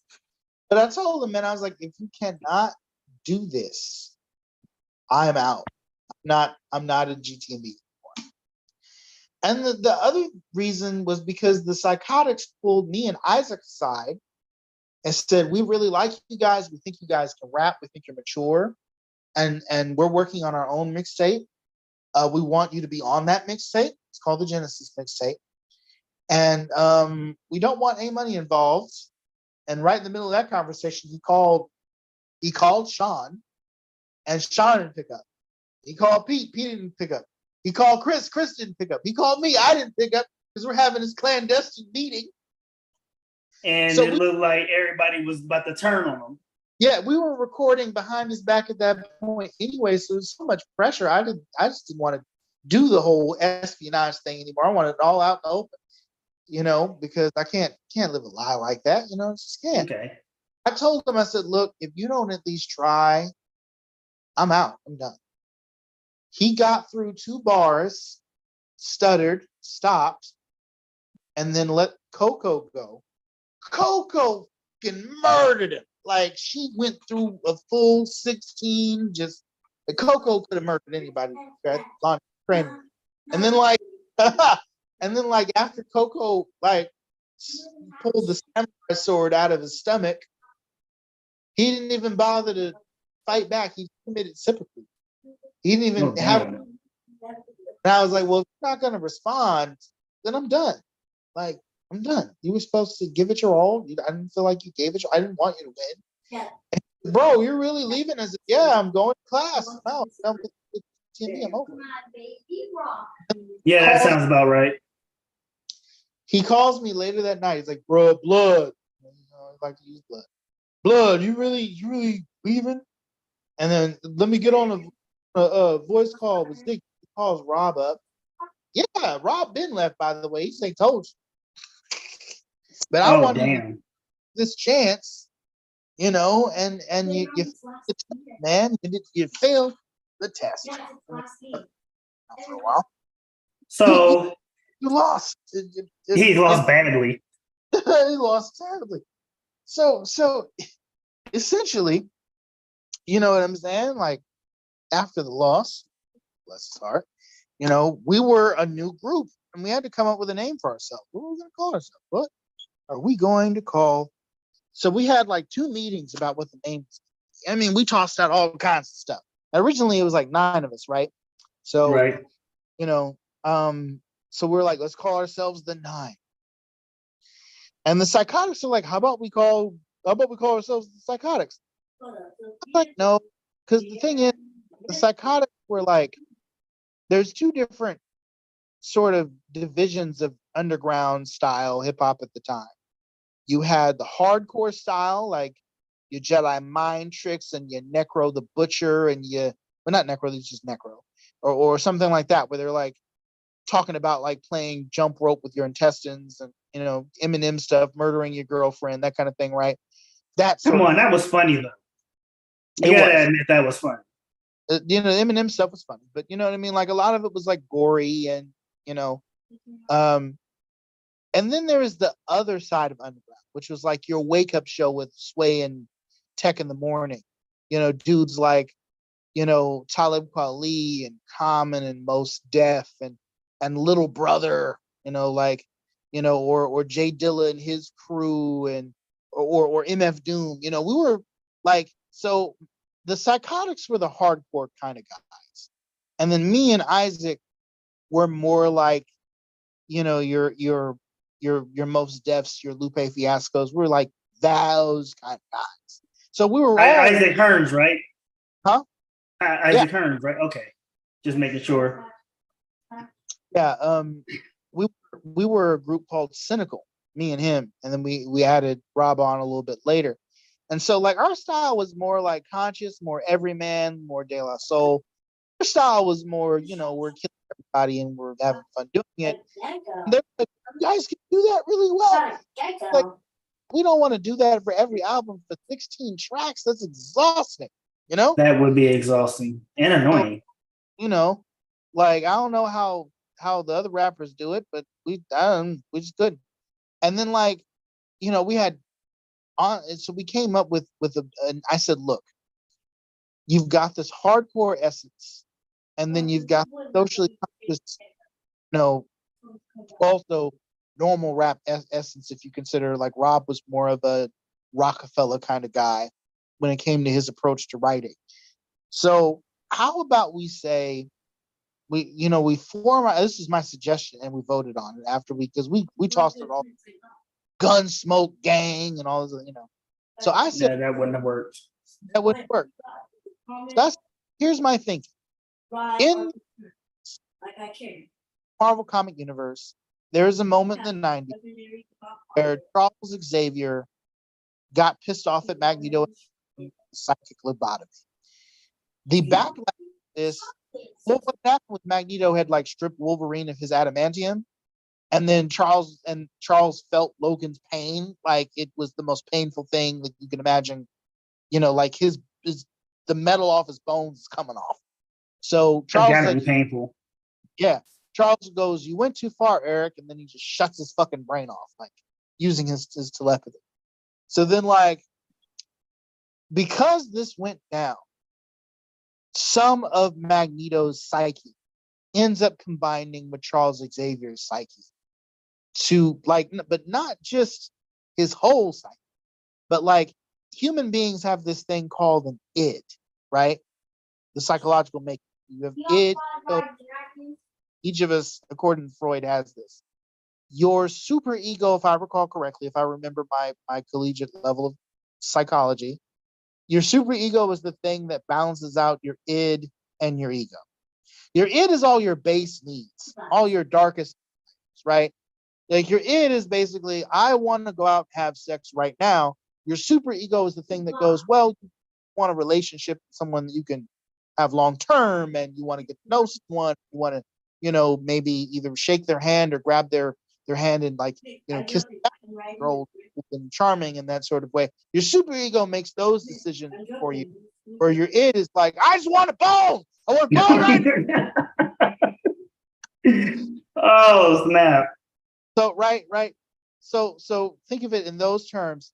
So like Charles's id, all his worst kind of like desires and impulses combined with Magneto's whole ass personality, which even with his super ego is still kind of jacked up because he's kind of a terrorist. And then they Yeah. become this singular being called Onslaught, right? And I That's said, scary. Now that's scary. so I was like, I tell you what, here's my thinking. The best of both worlds. You have the normal, socially conscious guy and the hardcore, gory guys. When we come to, you have your Charles Xavier Magneto. When we come together, we become Onslaught Industries instead of Inc. or Entertainment. I wanted a different tagline, or Records, because everyone says Records. Yeah. You know, Thiz had Thiz Nation, so Onslaught Industries. And everyone was like, okay, like they heard my pitch and people were thinking about it. So everybody wrote down, like, voted for what name they wanted best. The Psychotics, Gunsmoke Gang, what was the other one? Bayrock. I think, Rob wanted Bayrock. And we voted, and Onslaught won because the logic was sound. And from then on, we were Onslaught Industries, and we didn't really look back after that. And we So were how going, long? huh? Keep going. Keep going. We didn't really look back after that. We just kept growing. Like we grew different divisions. We had this dude named Magnoli who went by the name of Chef. Did more of a spoken word style without intending it to be so. And so, but whatever. Chef had his own division called Spit or Die. You're gonna rap or you're gonna die. Right? That was his thinking. Right. And he recruited a few people, got drafted onto that. Like, this dude named Tigger the Rock. Shout out to Tigger, who is a master battle MC, joined. Uptown also got folded into that as well when he joined us. And then we had Zig had Bayrock, and then he was adding people to Bayrock. And I was just in the business of adding people to Onslaught proper, right? So you had the 9 governing body, and then you had all these other people in groups and divisions sort of added to the main camp. Whenever like Magnoli, or should I say Chef, would like get new people in, Spit or Die, Rob, me, just on. The Psychotics grew too. The Psychotics went from being called B Psychotics to Psycho Click, and they kept they brought in a producer named Drew Charles. Shout out to Drew if you stumble across this on the internets. Talented guy. I will share this. Yeah, hopefully he'll see it. I haven't talked to Drew in years, but Drew right now is working, if I'm not mistaken, in LA, and he isn't lacing rap, but he does something in the industry, in the music industry, with production. I can't remember if it's movies or licensing, but the dude is mad talented. Like, shout out to Drew. But they brought Drew and this other rapper named Badal, and just it grew so huge. And I'll never forget, like, the first tape that we put out was the Psychotics Genesis tape. Right. And we the tape for a while because like the engineer was like, well, it's not mixed yet, it's mastered yet. So, Chris had already sold his console. I want to say Amin Ra was going by Amin Ra at the time. Sean told me this. I don't know for a fact that Amin actually did, but Amin sold like his PS3 or whatever version of PS was out at the time. He to record, and Sean had done whatever he needed to do to get the money up to record, and then pretty much everybody had contributed something, soul, blood, whatever they could to get this thing. We were recording out of a studio run by this dude named Woodstock, and Woodstock was he was a substitute teacher at Berkeley High School. It's where he met those guys. Woodstock was also the producer and MPC specialist in a hip hop group called the Crown City Rockers. Signed to Sony Red. Sony Red was a division of Sony Music, underground independent artists. The labels actually had like these sort of indie subsidiaries where they would give you like maybe instead of 1 million CD push, they gave you 200,000 in one order to send to stores in your area. And if that sold out, you got to have them send more, and they got a piece of your sales and all this kind of stuff. So it was like being on a major label without actually being on a major label. You know what I'm saying? But yeah, and they had a lead rapper named Rashad Ahmad. They had a keyboardist named Kat. They had this great bassist named Hedonic. They had an amazing drummer. And like when Woodstock would go to the shows with them, he would get on the MPC and just pound out the drum padding like fresh, like perform it. You know what I mean? So it wasn't just, they were all doing their thing, and they're very talented guys. There was a show that used to come on like I want to say it was like the WB over here in the Bay Area late night. It was called Distortion and Static, and they did like I, local hip hop interviews, like your boy from San Quinn's label. Literally, his name is your boy. It's 16s with me. They interview Mr. Fab. They interview Souls of Mischief. They interview bigger guys coming in like Joe Budden and stuff. Distortion and Static would also play music videos from underground artists and local MCs. So you might tune in and see Slum Village. You might tune in and yeah. see, you might tune in and see also the band that Woodstock was a part of. Okay. And they're doing their thing. Their big single, the biggest single I think they ever had was B-Boy. I love being a B-boy. Dun, dun, dun. It was a nice So slow hip hop tribute. So we felt like this dude was really doing it, and here we are. Like, so Woodstock says, I'm gonna need like $300 to finish this, for it to be worth my time. Here's your 300, brother. So I financed the last bit, because the Psychotics couldn't really afford it, and I get it.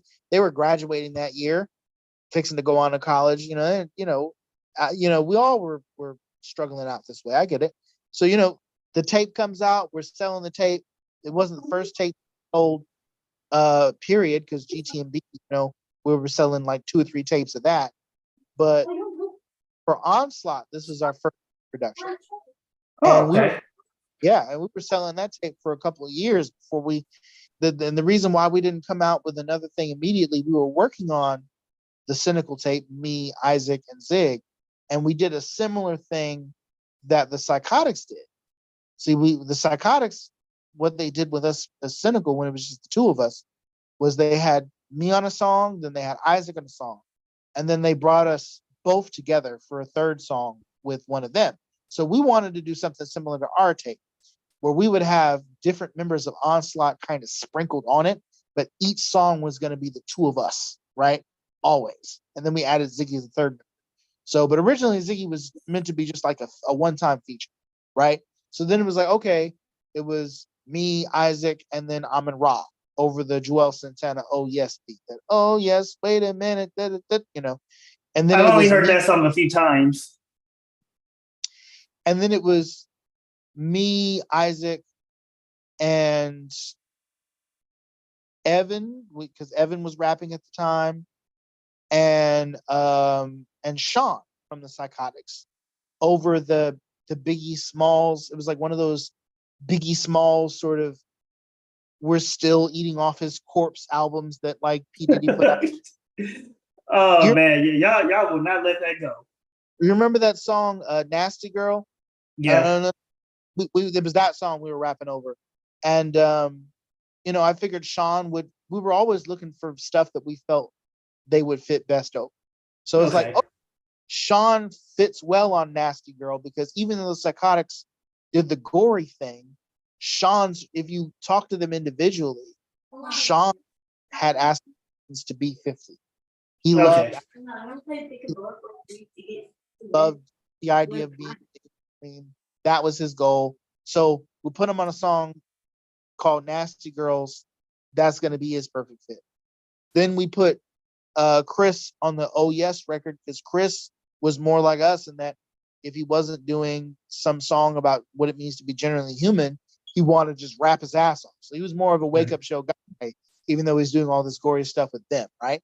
So like we put him on the "Oh Yes" record. And then I don't think we ever managed to figure out a song to put Pete on, or it was just, I think we had a song planned, but we never got around to recording with just Pete, which, looking back, it hurt my heart.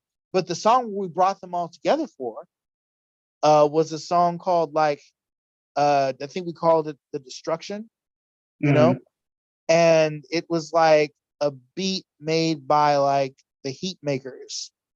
And we got it off. They used to sell these beat tapes at Rasputin's where you could take songs by artists that are popular or at least big in the hip hop scene, and you would rap over these instrumentals. And I'll never forget, I don't remember ever hearing the real version of the song, but I remember that the beat was dun dun dun. These violins, this heavy orchestral sort of thing, dun dun dun dun dun dun dun dun, and like it was all 6 of us, for the first time ever, just going in, trading off 8 bars, 8 bars, 8 bars.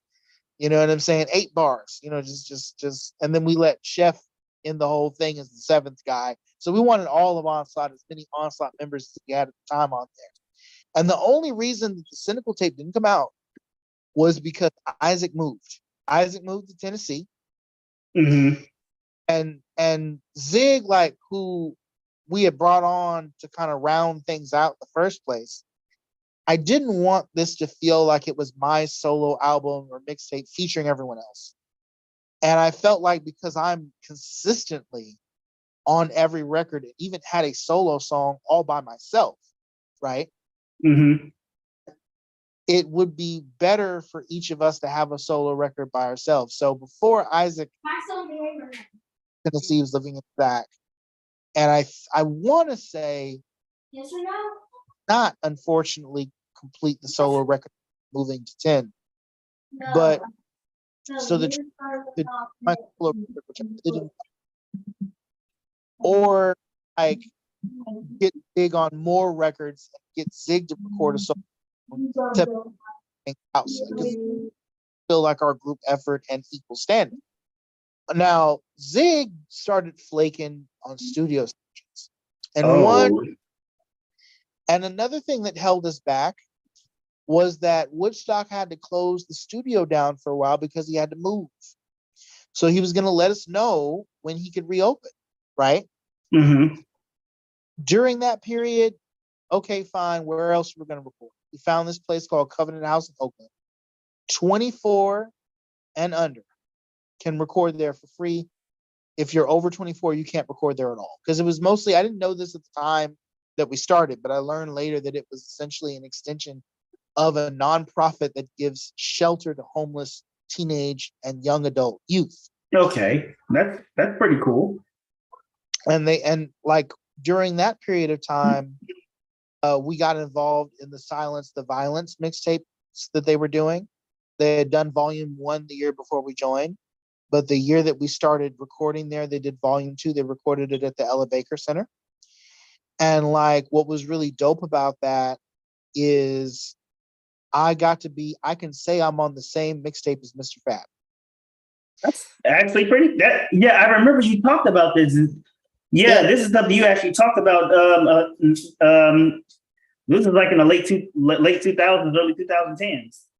I was almost on the same song with him too. And the way they organized it was there were several different mini studios set up. And what I mean by that is, in some cases, you had a whole room with a booth and the padding and all that kind of stuff, right? Mm-hmm. But then soundproofing. But then in other cases, there was some people who were in like a random bathroom recording because that's where they could fit a mic, and wherever you could get in, you could fit in. Basically, it was crawling with equipment, and like people were in line and signing up on sheets to go next for this song and that song, and like I got on like 6 songs, I want to say, and then like Sean got on like 4 or 5 songs. Everybody got on the intro. They just gave everybody like 4 bars to just rap. You know what I mean? Like the whole message of the nonviolent thing, you know? Yeah. And Chef, surprisingly, even though Chef at that point, like I said, he wasn't really competent at like rapping on beat, but he did have this sort of poetic kind of, like he sounded like he was like doing spoken word poetry, and everyone was like, oh, he's so deep. But we knew Chef. Chef was a little, he was there's some molasses up there. I mean, but that's Chef. We love Chef. We love Chef. Right. Shout out to Chef. So switching gears here. Here's the twist. Chef got more records, I think, than any of us, because everyone wanted him on their outros and their intros. They're like, just say something deep. Say something deep. And he'd be like, we have angels all around us, everywhere, surrounding us. Like, you know, something like that. Say something spiritual. Right. Yeah. Shout out to Chef. So switching gears, right? So you did rap. Okay. Now I know this went on for a good minute because I know we used to talk about this all the time. But when did you switch from going from rap to getting back into doing projects with Phil again? Well, you know what's funny about that? it wasn't really an organic, there was never any intention to switch. There was always this intention to, I'm going to do this over here while doing this at the same time. As a matter of fact, when I was actively rapping, any chance I could, I would try to convince Phil, hey, Phil, man, like, we should do movies, bro. Like, I can write, I can act, you can film, you can edit, you could teach me how to film and edit. We could become co-directors like the Coen brothers or something. And Jerry, you remember Jerry? Jerry was I remember Jerry writing scripts. Yeah. And I ain't gonna, I love Jerry, but Jerry always had this thing where it seemed like he just he just secretly hated you openly. Yeah. He openly secretly hated you. So like before we graduated high school, that was like all he talked about. It was like he had drew this whole little picture because I remember you were talking about going to Bible college, and he just had this picture where you were on a plane that got struck by lightning, and Phil's on the ground crying watching, and he's in the picture just celebrating. I thought that was so mean, but Jerry was all about that. There's this interesting dynamic where Phil had explained to me that Jerry felt like, he was Phil's best friend because they were so close. Yeah, Phil, we all love Phil. Yeah, shout out to Phil. Phil would let him know, like, no, Martin's my best friend. You know what I mean? For those of y'all who don't know, Martin is like my nickname around the streets. It's my hood name, Martin. That's basically what I've been calling. That's basically what I've been calling this man for 22 years. It's not my legal name though. It is not my government. When that's the joke about me. It's like, yeah, I got a name that's not my government that everybody calls me, but it's the most normal name ever. So I got a question. Where did Martin come from? I had an uncle or a relative that my dad really looked up to. And after I was born, my dad changed his mind. We should call him Martin. We should name him that. But nobody bothered to pay the fee to have the name change. So I grew up thinking Martin was my for real first name. Like I would go to elementary school and see the first day of every school would always have my name on a desk. Those teachers would do that kind of prep. And it would say Martin on there. It wouldn't say Joaquin. So I would go, oh, great. What I didn't learn, I thought my full name was like Martin, Joaquin, Xavier, Lascano, And then imagine my surprise when my grandmother was in and out of the hospital during the beginning of my 7th grade year. I remember talking to the science teacher and she was like the 5th or 6th person I'd had to correct that day and say, well, look, I've been having this to people all day for some reason, but there must be a mistake because Martin's my first name. Joaquin is actually like the name is the sec. And then she was like, sweetheart, I hate to tell this to you, but if your name on your birth certificate says Martin, it would be here. I think you need to have to with your folks. So, because they actually go by your birth certificate. I know I have to submit that when I was putting my daughter in school. And I knew that, but I thought Martin was on my birth certificate. I'd never seen my birth certificate. I just assumed, right? So I just figured there was kind of clerical error when they were, because I just graduated from the 6th grade. Like the school I went to, that I started going to in 4th grade specifically, was a K through 12 school. But the way that they organized it was you had lower elementary, K through 3rd, and you had a principal over the lower elementary. Then you had upper elementary, which was 4th through 6th, and you had a principal over the upper elementary. And then when you left 6th grade, you had a graduation ceremony, right? Right. And so in my mind, I'm going into middle school now, and the middle school was just 2 grades, so 7th, 8th. And they must have just messed up something when they were transferring my papers along.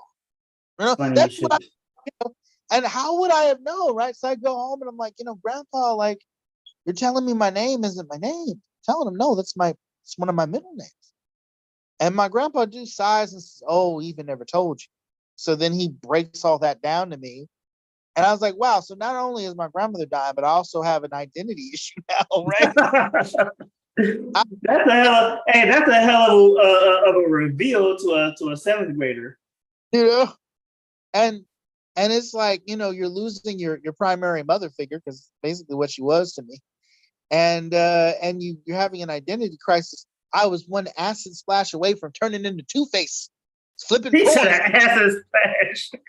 If his head the Martin side, I'm gonna be decent, and if his tails, I'm gonna shoot you with my fucking Tommy gun. Oh man.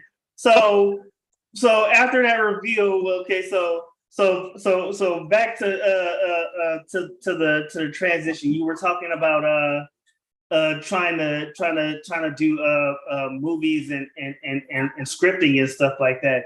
Where did Phil stand on that? Well, Phil at first, and this is like in the Hold on beginning one of- second. Hey, give me my drink out the refrigerator, please. It's in where the vegetable thing would be at the bottom there. Yep. Yep. The one on the one on the left side, sweetie. That's not a drink. Oh. Yeah, that one, dummy. You didn't see that. How are you my sister's child? first, You were saying? you know, Phil was open to it, and we discussed these ideas, but then nothing would really come of it, right? You know, it would be me, Phil, and Jerry. Us hanging out on a Sunday. I wasn't recording or hanging out with like the rap crew. No. And also, we had started Backyard Rap one last go around. This would have been like 08, 07. Right. AW. So I was doing AWF. I was also doing a rap, and also I had gotten my first job, which was a freelance journalist for the Oakland Post. Oh, that's cool. Yep. So, look, the next time like we do an interview, we're gonna talk about that. For sure. Yeah, but continue. Yeah. So I was wearing these 3 hats and everything. And then like finally we stopped talking about doing films for a while. And I don't know if Phil and I quit hanging out for a while or what, but I remember there was a moment where like it's like Phil called me about doing films again at the right time. Because at that point, the rap group had shrunk from a crew of like 20, 30 to like there being just 3 of us. There was beef between me and Sean that kind of ripped. It's like when Cameron and Jim Jones had their issues and the whole Dipset crew split. It's kind of like that. And like the last 3 of us had put out like a mixtape, or we had finished recording it. We hadn't put it out yet. And the understanding was that we would get back together and record some more. And that phone call never, like I would call, get a call back, and you know what I mean? So it was kind of like, oh, okay, all right. You know, it was interesting. So, but I still had hope, you know, that we were going to continue doing something. So Phil called me seemingly out of the blue and said, hey man, like, just thinking about bringing you into this Frosted Minifears I've got. Frosted Minifears, huh? What's that about? And then he basically tells me the origin of Frosted Minifears, how like, well, you know, he and the folks that got together to do that, they were talking about a name, and at first everything was super serious or kind of corny, like the terror, or that sinking feeling, which I do like. And you know, I think that's a good name for, especially they were doing creepy pastas. That sinking. But Phil, just as a joke to break up the knot, and he says, "What about Frosted Minifears?" Like a cereal. Like, oh, I remember that. I remember that name too. Yeah. And everyone's like, that's funny, it's hilarious. And then they would like try to all right, let's be serious and figure out what we're really going to do. But they kept coming back to that Frosted Minifears title. And it just stuck. And it's great marketing. Like they've got pictures of like, they made a cereal box titled Frosted Minifears. And they've done pictures where they've stuck that fake cereal box in the grocery aisle with other cereals, and they've done, you know, photographs of them reaching for the box, or like it's actually there for consumption. Like smart, just brilliant marketing, in my opinion. Like, I don't know if they left the boxes in the grocery store for people to find. That also would have been smart, I think. Yeah. Guerrilla marketing at its finest. But I can tell you that by the time I joined, they already had a fan base. They already had gone to a convention and had a panel where they all spoke. And the way that I became a writer, because originally I just brought on as just a writer, which I've always wanted to write. That's what rap came from, was my desire to write anyway, create, tell stories. So, essentially, like, I go over to Chad's house. I don't know if you remember Chad Garcia from Deanza, but it was essentially he and Phil's baby. So to have a tryout, right? So they're having trouble with these 3 scripts. It's 2 scripts about a cat and, a different cat. And then, like, I don't really remember them that well. And then, like, another script called The Last Man on Earth. Mm-hmm. They were arguing about, now I wasn't supposed to take on The Last Man on Earth. I was just brought in to handle the cats because one in particular, because they were trying to different, they were too similar. So I rewrote the piece about the cat. But then I overhear them talking about, like, the Last Man on Earth. And the issue they had with it was they couldn't agree on how the Earth ended. Because the premise of it is they took a 2-sentence horror story, which is Last Man on Earth, here's a knock at the door. Knock at his door, right? Ooh, crap, who's that, right? Brilliant. So, but their script includes, like, a narration of, like, how the world ended and then the end of the, but they couldn't figure out, like, what makes the most sense. Could it have been a nuclear strike? Well, we would have been warned and there would have been counter missiles and, there wouldn't be enough nukes all over to truly wipe out the world. What if it was asteroids? Well, then you would know to pretty much anything they could come up with. There'd be enough advanced warning where some pockets of people could go into their storm shelters or their bomb shelters, which do exist, and hidden out. So it wouldn't have been a total loss, right? So even though you can say in your story that this is how this happened, and I do believe in, trust in the writer, even if the writer sounds ridiculous, because, Yeah. if you stretch your imagination, you can believe a lot of things. And it's not too far to stretch that people just for whatever reason couldn't get to their storm shelters in time. Maybe it happened at night, but I digress. So I said, well, can I have a crack at it? They were like, sure. So I rewrote the narration a bit. And then what I said was, I'll never forget the night the sky fell. It was ambiguous enough to where you don't know how the world exactly ended. It's left up to your imagination and what you think is possible, right? Oh, that's actually pretty imaginative. Yeah. So that's so I rewrote it like that, and then, like, Phil and Chad looked at each other like they just struck gold. Like it was this obvious thing that they had missed, and they were like, "You're hired. You're on the team. Welcome to the team." Like, Look, I'm gonna just tell you like this, because as a kid, I used to always have this. I used to always have this bad dream about the sky falling, and that has always been something that bothered me. It's been 2 things that always bothered me, and 3 things that always bothered me growing up. One was the literal sky falling. mm-hmm. 2, this whole irrational fear about the moon coming to get me. Yes, that is a thing. I had a thing with the moon. I personified the moon coming to get me. And the 3rd thing was tidal waves. Like the ones from what was that damn movie with Danny Glover, where there were tidal waves all over the fucking place. One carried an aircraft carrier. I want to say it was 2012, but it might not have been that one. I think it was 2012. Okay. I didn't know Danny Glover was in. I didn't see it. I didn't know Danny Glover was in 2012. Yeah, he was. He played the black president. Yeah. Okay. That's similar to, like, asteroid one. Was Deep Impact, right? And they had somebody, but I can't remember who played the black president. I want to say it was something like Deep Impact. So the first project that uh, that you guys introduced me to was Suits. Oh, Black Suits. Yeah. Black Suits. Thank you. I keep calling it Suits for some reason. But I mean, the first project you introduced me was Black Suits. So how did you get into doing that project?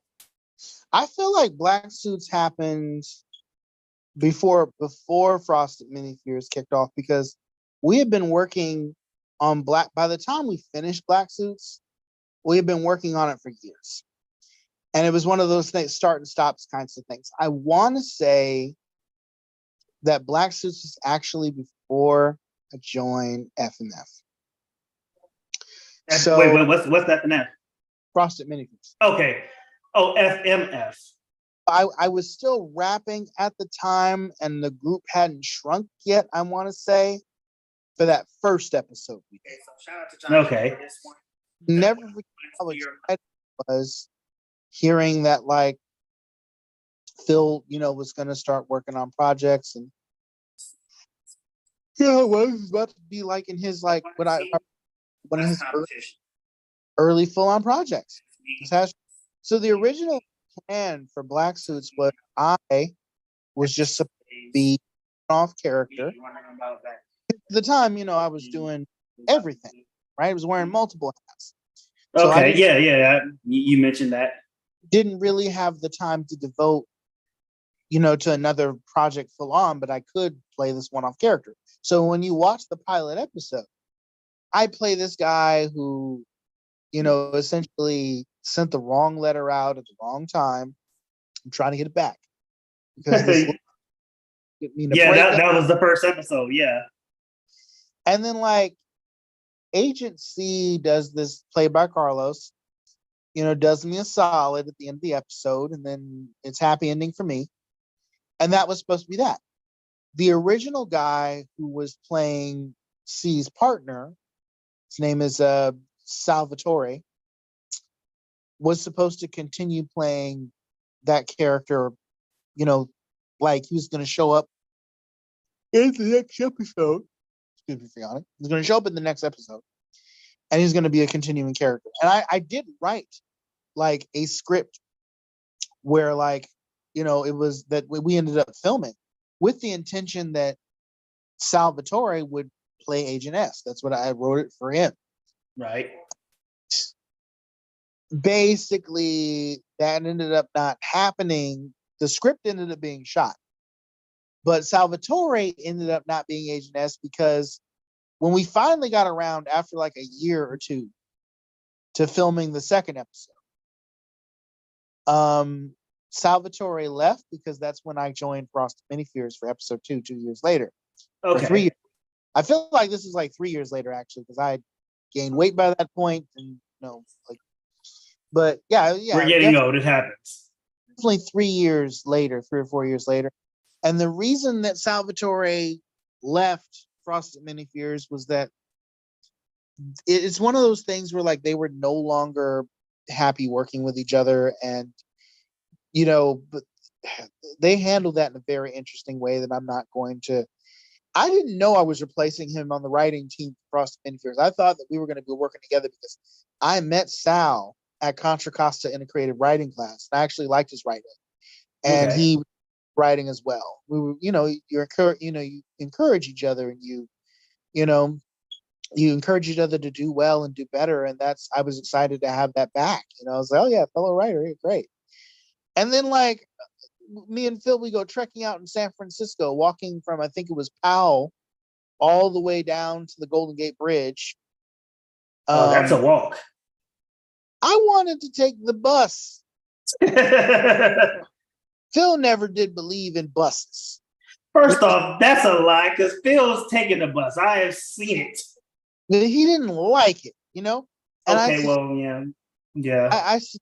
It's like it was an interest. It's just, that's just my summation of it. It's like we could have taken the bus if we wanted to, but we just didn't. And also we were carrying equipment too, so maybe he was afraid it would have gotten stolen. I don't know. I didn't really ask him why. I just assumed at one point, as we did this long journey, that we were going to get to a bus stop somewhere, and the bus stop never came. We just kept freaking walking. Oh my goodness. He really did that to you? So we walk all the way down after our Lord of the Rings level journey. You know what I mean? Like, Oh, this guy said, you know, we done got to Minas Tirith and everything. We done got to the great city. We weren't quite at Mordor, you know, but we were. Y'all might as well have gone through two different kingdoms at that point. So me, I could barely I could barely feel my legs, and Sal wasn't doing great either. But we were shooting this thing for Frosted Mini Fears, which is an episode about suicide. It was actually turned into 2 episodes. One episode was on the perspective of a guy who worked for the suicide hotline. Right. And the other episode was like the sister episode of that, about a guy who actually jumps. And we were using the GoPro to film the jumping from the point of view of the suicide guy. You know, so we didn't throw it in the water, but it does sort of, camera does from point of view sort of goes up and over sort of, so it cuts. So you think, oh man, this dude's gonna go in, right? Right. And you know, me and Sal, we helped carry the equipment, we helped shoot, you know, that kind of thing. And we Phil treated us to lunch though, God bless him for that, like your dinner, I should say. Shout out to Phil, because I can tell right now the guy's a genius and he is very supportive.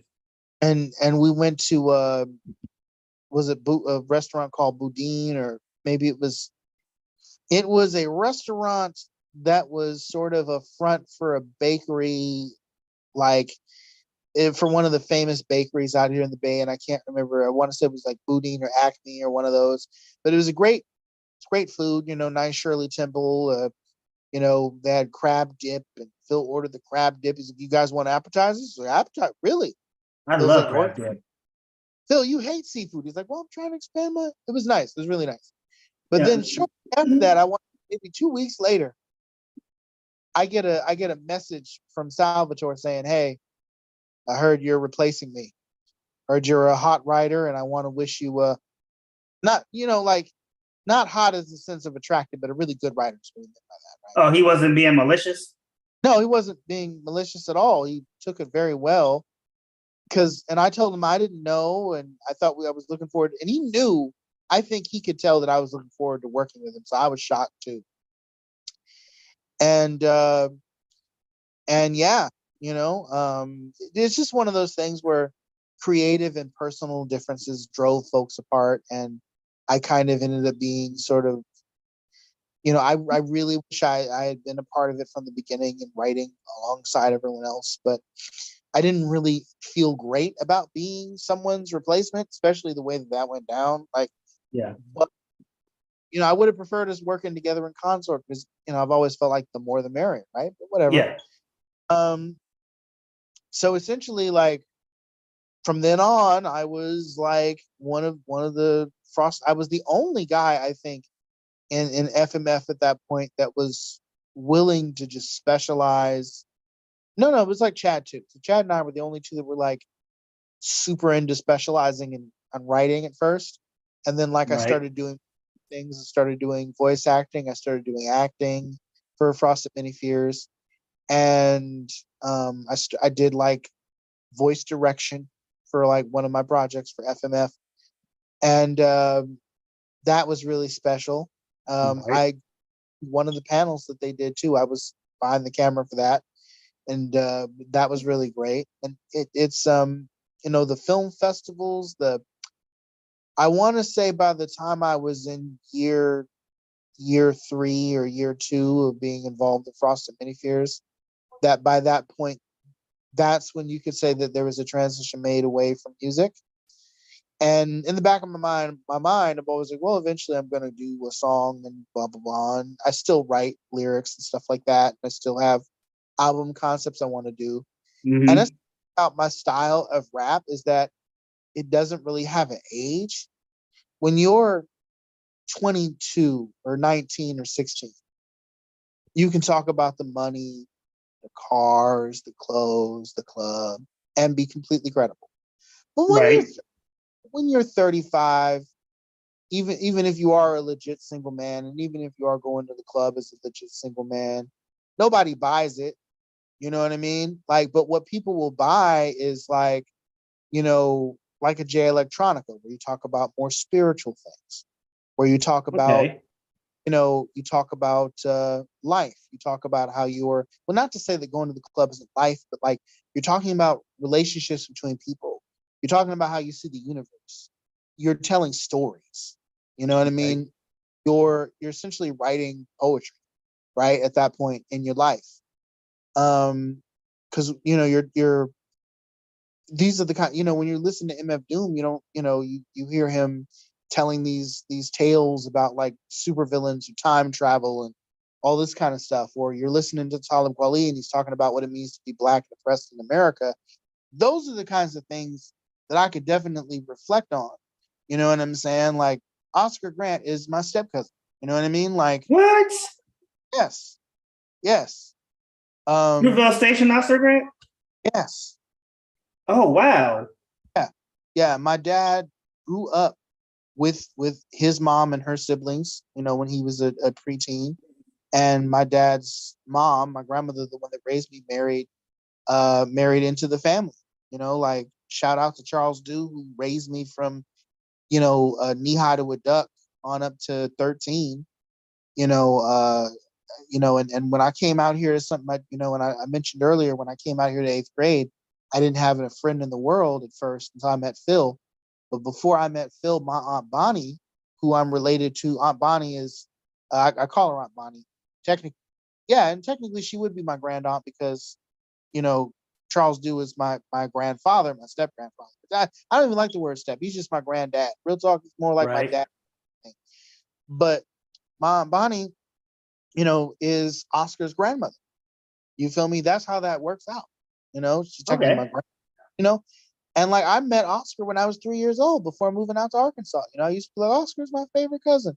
And so when I touched down here that first summer back after being away from the Bay for like almost 10 years or whatever it been, like Aunt Bonnie was the first person to call and said, I heard Lil Martin out here, and we just, because I used to see her at family reunions in Alabama and stuff over the years. So it's not like we hadn't seen each other at all. And her Right. husband come and stay with us in Arkansas sometimes for a couple of days.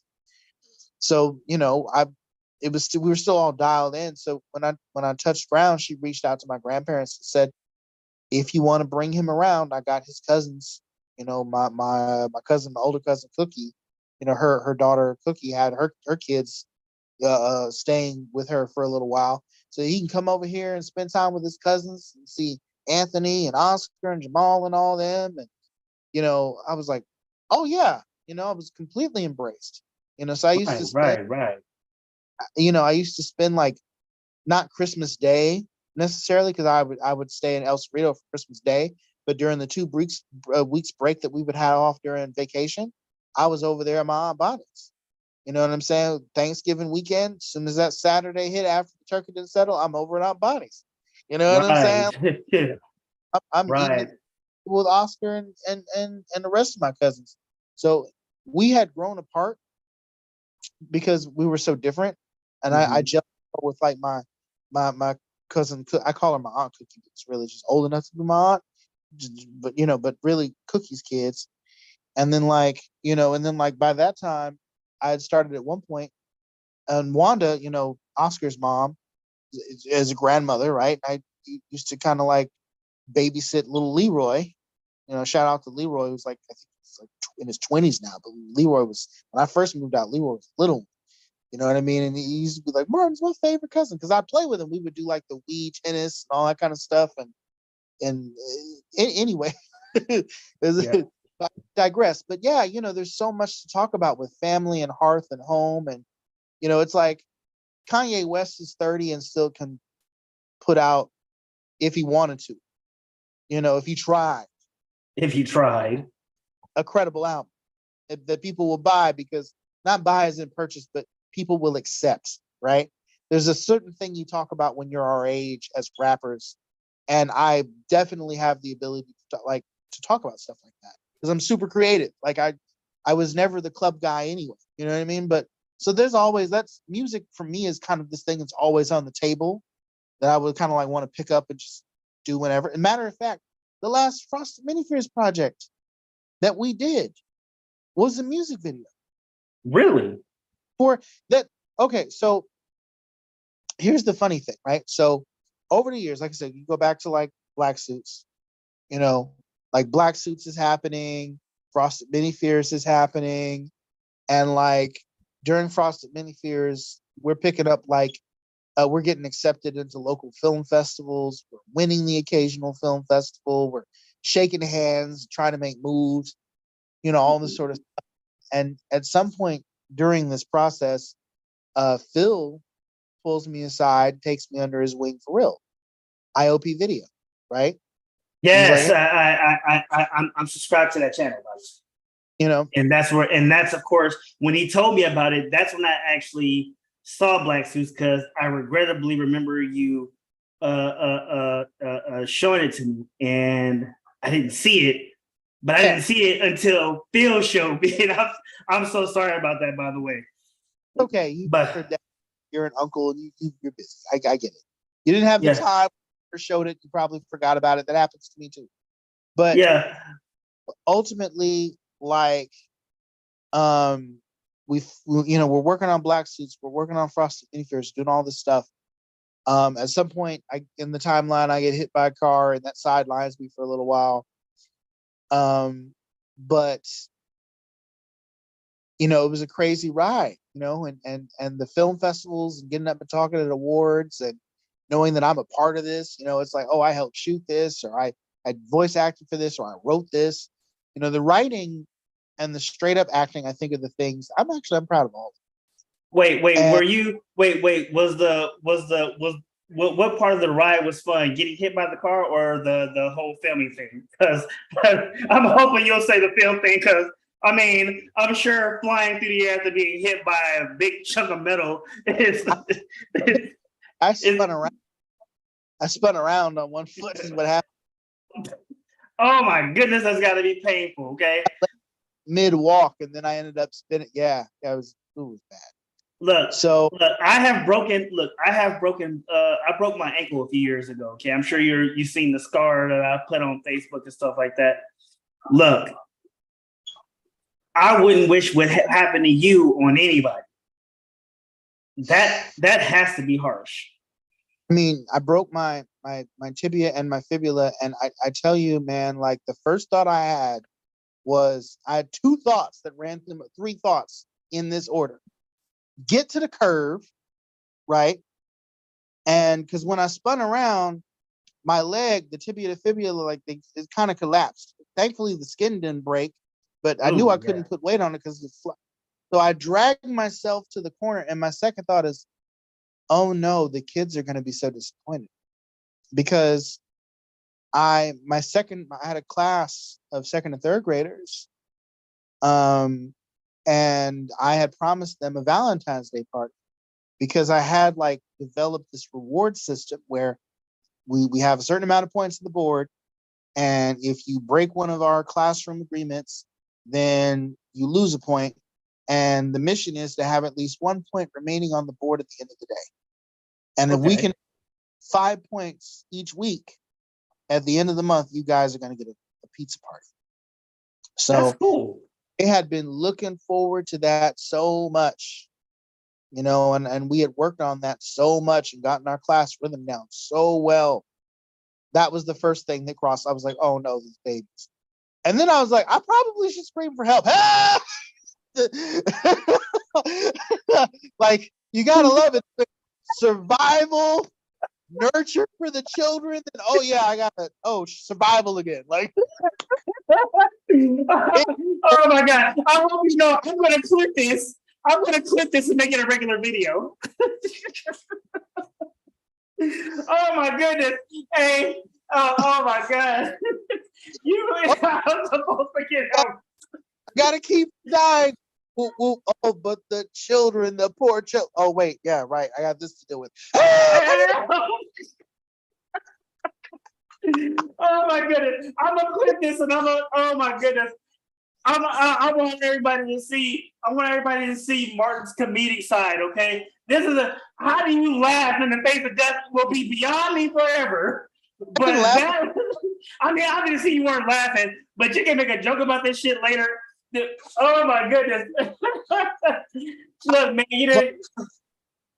I'm not saying I don't have any trauma from that. Like I'm pretty sure latent issues sitting in my dark recesses of a brain, but you know what I mean? Like, Oh you my know, goodness! but you know, this is how comedians deal with their inner pain. They make jokes because jokes pay the bills and therapy does not. So that's that's what Therapy is a bill, or did it not tell you that? but The no, therapy is a bill. I know. I've been through it 4 times. Graduated twice. I yeah. know therapy is a bill.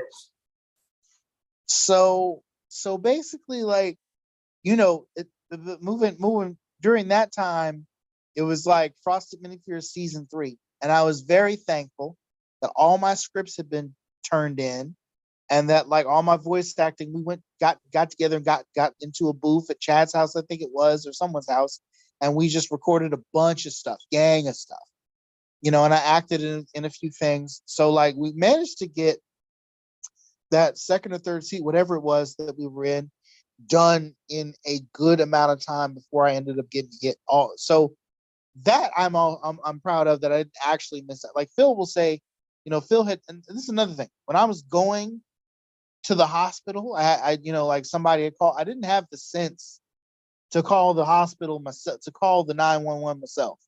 But when you're panicking like that, you've got your when you going into shock, you're not really thinking rationally.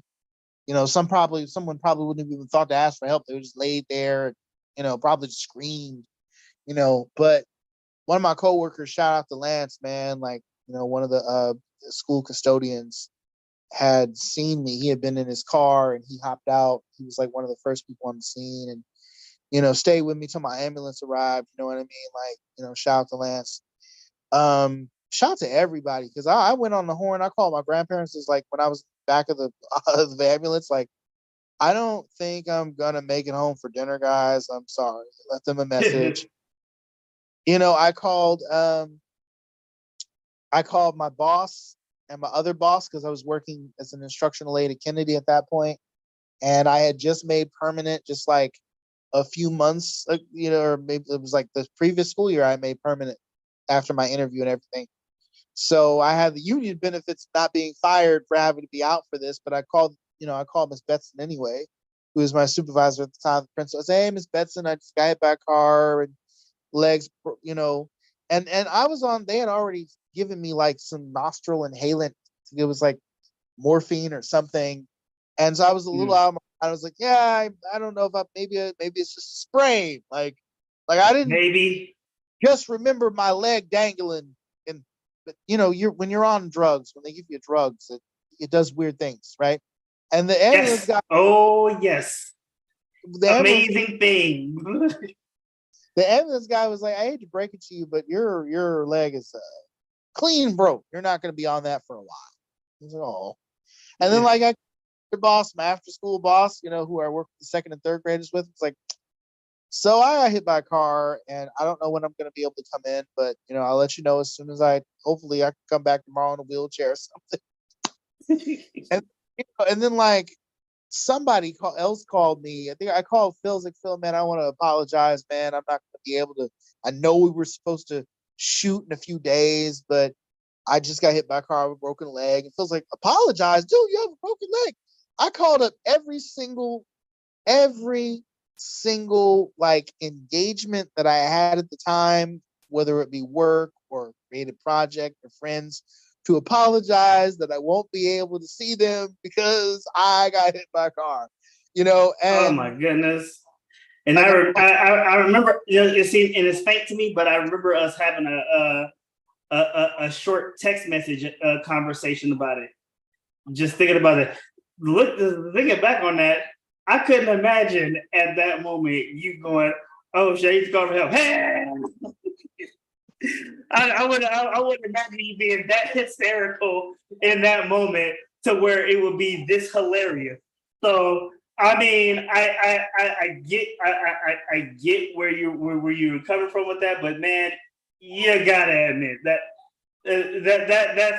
that's even too far for yourself, like for anybody in that scenario. Because I'm telling you, that just kills me right there. Because you were over the top And with that one. I will say this, man. Like when I was in the hospital, like Frosted Mini Fears, the whole crew came by. I had called my games group to let them know because we were supposed to go to this gaming convention called DundraCon. It's Right. like full of games and Dungeons and Dragons games and other role playing games and all that. And I let them know, like, hey, like I know this is supposed to be my first time going to DundraCon with y'all, but I won't be able to make it because I got hit by a car. They're like, oh gosh, that's awful. Yeah, I'm real sorry. Oh, don't apologize, dude. You have a broken leg. So then, you know, like fast forward like about 3 or 4 weeks, I'm worried because they're telling me they had given me more than that because they had given me surgery during the surgery. Phil came by after my surgery, Phil and Jerry to check in on me. Like the FMF crew had given me some of my favorite snacks, and my games group came by in different shifts. Like Alex came by and read to me out of a physics books that he happened to have. My friend Chris came by and talked to me, and it was great to see all these people just be surrounded by so much love. Yeah. Like my boss, the principal, Miss Betson, came by to visit me in the hospital. Mr. McDonald from Kennedy, because we were coworkers at that time, came by. He and his new wife, gave me a teddy bear and some flowers, and That was a married man. Oh my Mr. goodness. When we were in school, Say word. he had gotten married. He had gotten married. His wife had come to school more than well. When you left Kennedy, I think is when his wife made a physical appearance. Okay. But yeah, and actually, senior year I want to say is when his son was born. So Okay. yeah, So before I by then, continue, hold on one second. yeah. Sorry to interrupt you, but before I continue, I just want to say our audience finally started engaging, and we got one from Zenetta Taylor here. She says, "I'm laughing at y'all convo, and customers looking at me like, what's wrong with me? I don't care. I'm laughing. Leg just hanging there." Oh, the dang leg, yeah. It was Yeah. just like wrist like a mug. It was just like woo, flopping around. It's bad. Yeah. But But you were saying? but yeah, so like I was surrounded by all this love and support, and my dad came by, which was really great. He was just like, "Son, you didn't tell me you had any enemies," and like, because he assumed somebody ran me over on purpose, and I was like, well, I just assumed the person must have been drunk or high because my light was green, and as Lance had reminded me recently, because he had brought it up, he's like, man, like. We have a bond for life because he pointed that out. He's like, man, because I was first one on the scene. I saw it when you got hit. And I was, that's so crazy. I said, to this day, people don't believe that my light was green and the little man said, walk. Not only that, but you look both ways. And I When didn't you see look, hey, look, when you look both ways, all excuses for the driver is done. Okay. Once you see a man looking both ways, look, if a man looks both ways and witnesses say this man was looking both ways, it's a wrap. the funny thing about it is, now Lance says he didn't see a car, but I remember seeing a car, but it wasn't moving. It had stopped several feet before the crosswalk. Are you And sure, or was that just selective memory after just being tagged by a big piece of metal? you know what? Now that you say, I probably cannot trust my traumatized mind. But like, I'm just saying, when you lose a game of hide and go seek to a big piece of chunk of metal, I mean, your memory might be a little bit shot. I'm just saying. but I thought I remember there being a car that was just sitting by itself, and then the moment I start walking, the damn thing sped up, and there was nothing I could do. It was too late. It whacked me in the car. But it shouldn't have moved because the light was. I mean, if it was going to move, it could have slowly crept up to the crosswalk because its light was red and mine was green. So it had no right in the world to hit me at all. It didn't. It's insane. But yeah. So, and it's so funny. One of my coworkers, uh, years later, I ran into one of my coworkers, and they gave me a ride back to the BART or something from that time period. And I was like, yeah, I was right in this crosswalk because you were in the crosswalk when they hit you and it was green. Yeah, it's the story I've been telling people. Man, all this time I thought you was doing something dumb like that dude we just passed a few blocks back. That might have been the same guy too. Look, and then I'm over here. Look, and this is what I. Does this look like a Victoria to you? I think whoever this is, if it's Victoria's daughter, they take after their daddy. That's what I've been saying. All right, leave Brad. Actually, wait. What do you want?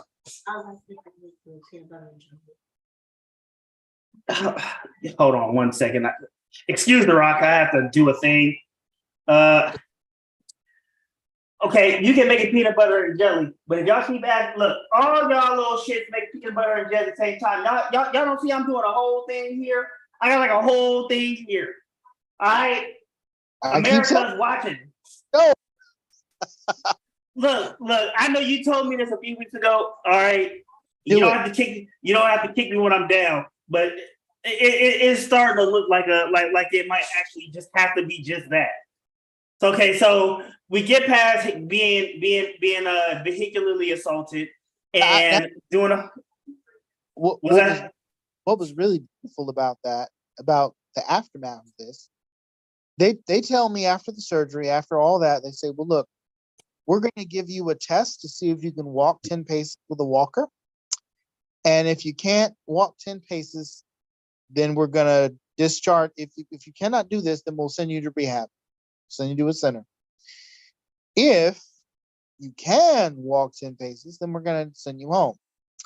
The problem is if they send me home, and that means they're going to request that I get reduced work duty, which means I'm still required to show up at Kennedy at least. I checked with the YMCA. They couldn't offer me any kind of reduced duty, so they basically let me go. But during that time, I was like, well, how am I going to get to work because my house is surrounded by stairs and I'm on a walker? I can't walker, right? This cannot be done. So I was telling my friends who host game night on a regular basis at that time. It was just them. They were the only hosts. Well, that and Fred. And they also host our D&D sessions, Mark and Emily. I says, hey guys, so I've got this issue. And I tell them about it. I just called because I think they called me to check up on it. Yeah. And I told them what was going on, and I didn't think anything of it. Even my grandparents had said, well, look, we're worried if you fall, we don't know if we can pick you up and all this other stuff, right? So I'm like, shoot, I'm in trouble. So then, what am I going to do? So then, what ends up going down? We need milk and jelly. Mark calls me back and says, our house has been retrofitted for wheelchairs because Emily's mother was suffering cancer a few years prior and she passed away, but everything was set up for handicappers. So if you want, you can stay with us until you fully heal. I'll take you to work and all that kind of stuff. And I was bored because without that, I'm sure I would have been out of work, right? So they were great, man. They took me to my appointments. And, when I did start going to work, I tried to offer to pay rent. They were like, no, this is out of our kindness. But I ended up, when Mark, he wanted.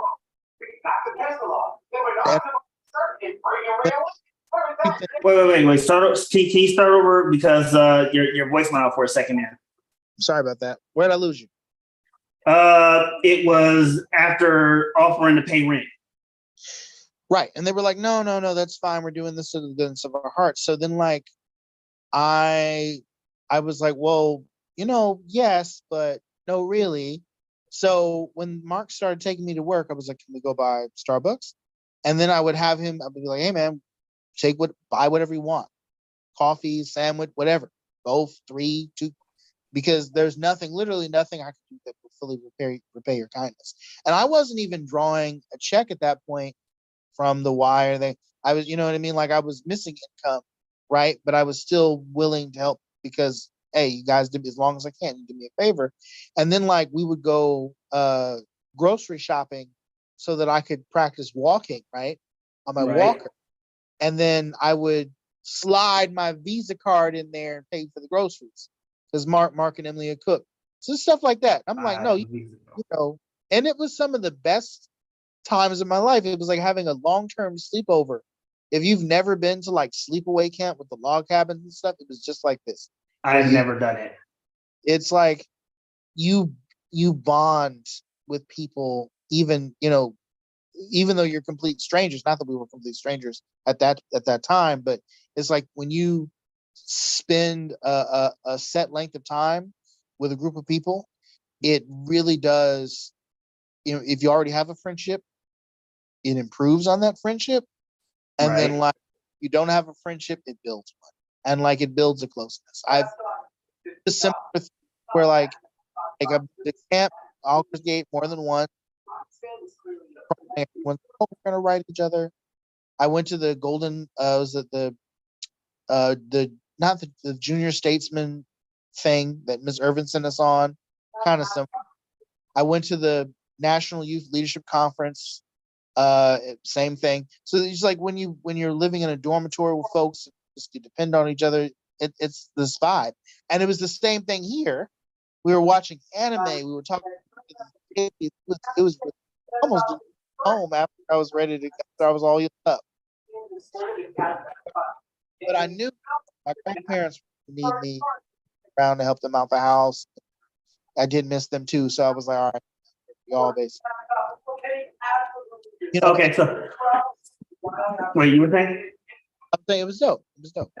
Okay. So the native said, I knew I should have dropped him off to add to that mess. I would have gave you a piggyback ride down the steps, but I mean, I would have pushed. Also, I would have pushed you. It's the best. Oh my God, Native, you're the worst. Okay, so I'm not gonna lie. So like, since you brought up Miss Irvin, I gotta tell you, I love me some Miss Irvin. I did one of the internships that she used to always push every year, the Project Seed one. I don't know if you know about that one or not. Yeah, that's like earth science, right?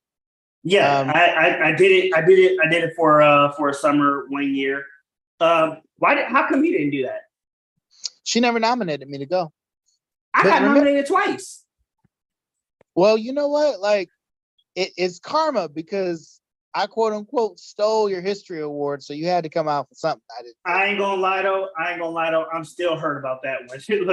I tried for so long to let that go. I wasn't even gonna bring that up in this conversation, but I'm still hurt about that one because I'm just over here like, dude, I know more history than you do.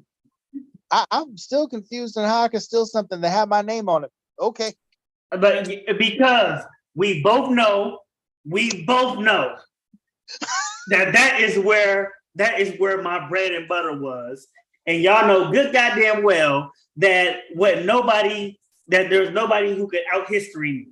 Okay, there's a reason why Phil gave me that annoying ass nickname for so long. Okay. Yeah. Well, you know what? Like at the end of the day, you know, I think, you know, I think really what brings it full circle for me, what gave me the edge was I was always willing to do accents during the readings. That's still not fair, man.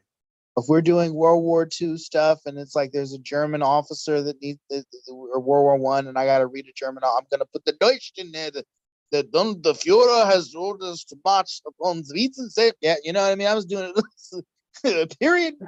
Correct. See, you know, those the acting chops. Plus, put a little bit of seasoning. But here's the thing, though. Here's the thing, and this is gonna bug me for a long time. But the thing here is this: Ich spreche Deutsch.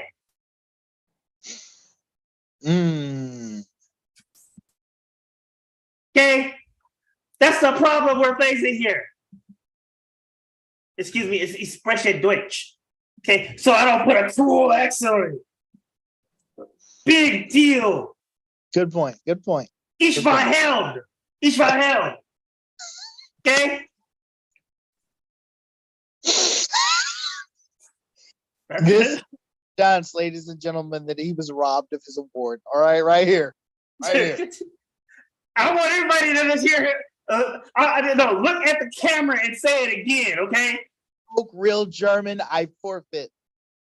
Okay. I should have got that shit. Y'all look. I'm sorry, I had to pick up the mic like that, like I'm Michael Jackson or something. Because look, but but you know, hold on, Zayda, I don't give a damn if you don't dabble in German. Okay, we both know I've been learning. First off, habla is Spanish. Okay, she says she know habla in German. No, habla is Spanish. Okay, stop it. Zanetta over here trying to troll me right now. She doesn't understand. She's using habla correctly though. She's using habla correctly, yeah. But I'm saying, she's trolling me. Okay. Because she prefers her precious Martin. Oh my god. But no. So, So after that, after that period, we're going back to do Frosted Mini Fears again. But then a new wrinkle enters the scene. Go to Work Fitness. Go to Work Fitness. What's that? Go to Work Fitness. My homie Evan had left, Evan, who I brought up before from CC days, right? Who I managed. Right. Had left the state back in 2013, went to Georgia, lost a ton of weight. He needed to collect himself. He had a bad patch up here. Came back after reinventing himself, fully confident, fully fit, lean, mean, workout machine, wondering what should I do? And Phil has a lunch meeting with him. Phil's like, you should come up with something to do. And what is it that you want to do, man? And Evan goes, I think I want to. All right, cool. And then Phil's like, how about I shoot a commercial for you? So Phil shoots a commercial for Evan. And the commercial does pretty well. Then Phil, forget a commercial, how about a whole special? Phil shoots a whole special. And then one special turns into another episode, which turns into a whole show. And then once again, Phil brings me in on season 2 and says, hey, man, I need some help shooting this thing, producing this thing. You want to come on board? I said, yeah, great. I'll train you. Oh, yeah, great. I'm always down to learn more tricks of the trade, Yeah, of course. And we were really doing Frosted Mini Fears a lot because I think Chad had kind of slowed down. He was busy at San Francisco State, and Angela was busy, being a veterinarian. Everybody on the whole Frosted Mini Fears team was doing something else. So we just, Efren, who was one of our voice actors, was busy doing something. Everybody was pretty much doing whatever. So I came in and I became camera guy number 2. Phil was camera number 1. Okay. I learned how to set up shop, how to take everything down, how to, Phil taught me how to edit, how to use DaVinci, and all this sort of stuff. He's actually teaching me right now, believe it or not. And then what's also dope, and he's an excellent teacher. He'll point you out to all the resources. And if he doesn't have the time, he'll point you resources that you can read and watch on your own. However, I really benefited from that one-on-one, being in the same space with him and sitting down, and I'd hang out at his office and he would just, kind of show me how to, some stuff most things I can read and learn that way. I'm normally not a kinesthetic learner, but for some reason, particular skill when it comes to editing stuff, I need to be able to feel it. And it was the first thing I'd ever come across in my life where I couldn't just read a book and automatically know how everything works. You know what I mean? Like normally that's, normally I read, listen to, bam, makes sense. But this is but the equipment and all that kind of stuff, how to put it together and how things work, it's something that I needed hands-on with. So, that was, and thank Phil for that. But yeah, so then that was around the time I want to say when he really brought me into IOP video, was because for his company, because he's just like, the only 2 people you see on the IOP video website, me and him, basically. Yeah. It was out. So you get to IOP video, and there's a whole there's a ton of projects, not just black suits and stuff on there. When did you guys start doing podcasting, and how did that come into play? So that came way late. So like we did 3 or 4 seasons of Go to Work Fitness, grinding it out in the community, doing real community work that I'm very proud of. All right. You know, helping market for things like the 5K charity event. We were there, their first event, put out a commercial. We managed to help them raise $6,000 worth of backpacks for elementary school stuff to the brim of school supplies. And it's grown like since then. Like they're doing not just school supplies, but they're giving out scholarships to seniors that are going to be walking the stage or have walked the stage during the previous fall. And it's because we've all just kind of stuck out. You remember Anselmo, that's his project. Yes, I actually saw the post on Instagram. I know you guys interviewed him. And I have to try to get a hold of him soon because I wanted to interview him as well. And let me tell you, Anselmo has been on top of his game over the years, and I'm really proud of a lot of the work that he's done. God, camera. Yeah. Hold on 1 second. We got some technical difficulties here. Okay. All right. Crisis averted. See, I'm not doing as good as you guys over there. You know, you guys are really rocking hard over there. I'm over here struggle streaming and building it while I fly it. Hey, again, but basically, you know, I remember that Anselmo actually reached out to me, and the way, if I recall, the sequences of events was this: I had gotten our first athlete, maybe our second. It was either the first or second athlete. No, the first athlete credit goes to someone else, who I'll bring up a little later. And he's a mixed martial arts fighter. His name was like Brandon, I think, little B. And he essentially was competing for like the welterweight? Anyway, he was, you know, doing mixed martial arts stuff, and we interviewed him. Then I can't remember if he came first or if he came second, but you're gonna recognize the next name I pull out. I reached out to Jasper. No, y'all beat me to Jasper. Come on, man. Y'all know I wanted to get the smooth jazz. So here's this was like years. This is before we started podcasting, mine. Okay. Go to Work Fitness, because originally Go to Work Fitness was Evan showing you different workouts that you could do from home. And I had the idea to like expand it a little bit. Well, first, Evan had the idea to expand it in different ways. Like he's the one that came up with the idea to do healthy recipes. Started off with healthy smoothies. Then it was healthy original recipes. Then it was like healthy what you can do with your leftovers, right? Yeah. You know, mixed it so every month you would get like a different mix of episodes. This episode, we're showing you how to use the kettlebell. This episode, we're showing you what you can do with some peaches and some arugula, put in a blender with some yogurt. This episode, we're showing you how to make some really healthy spinach pasta from scratch or whatever. And then like I said, what if we did a community event? That's how it started. So I was working for the Y again.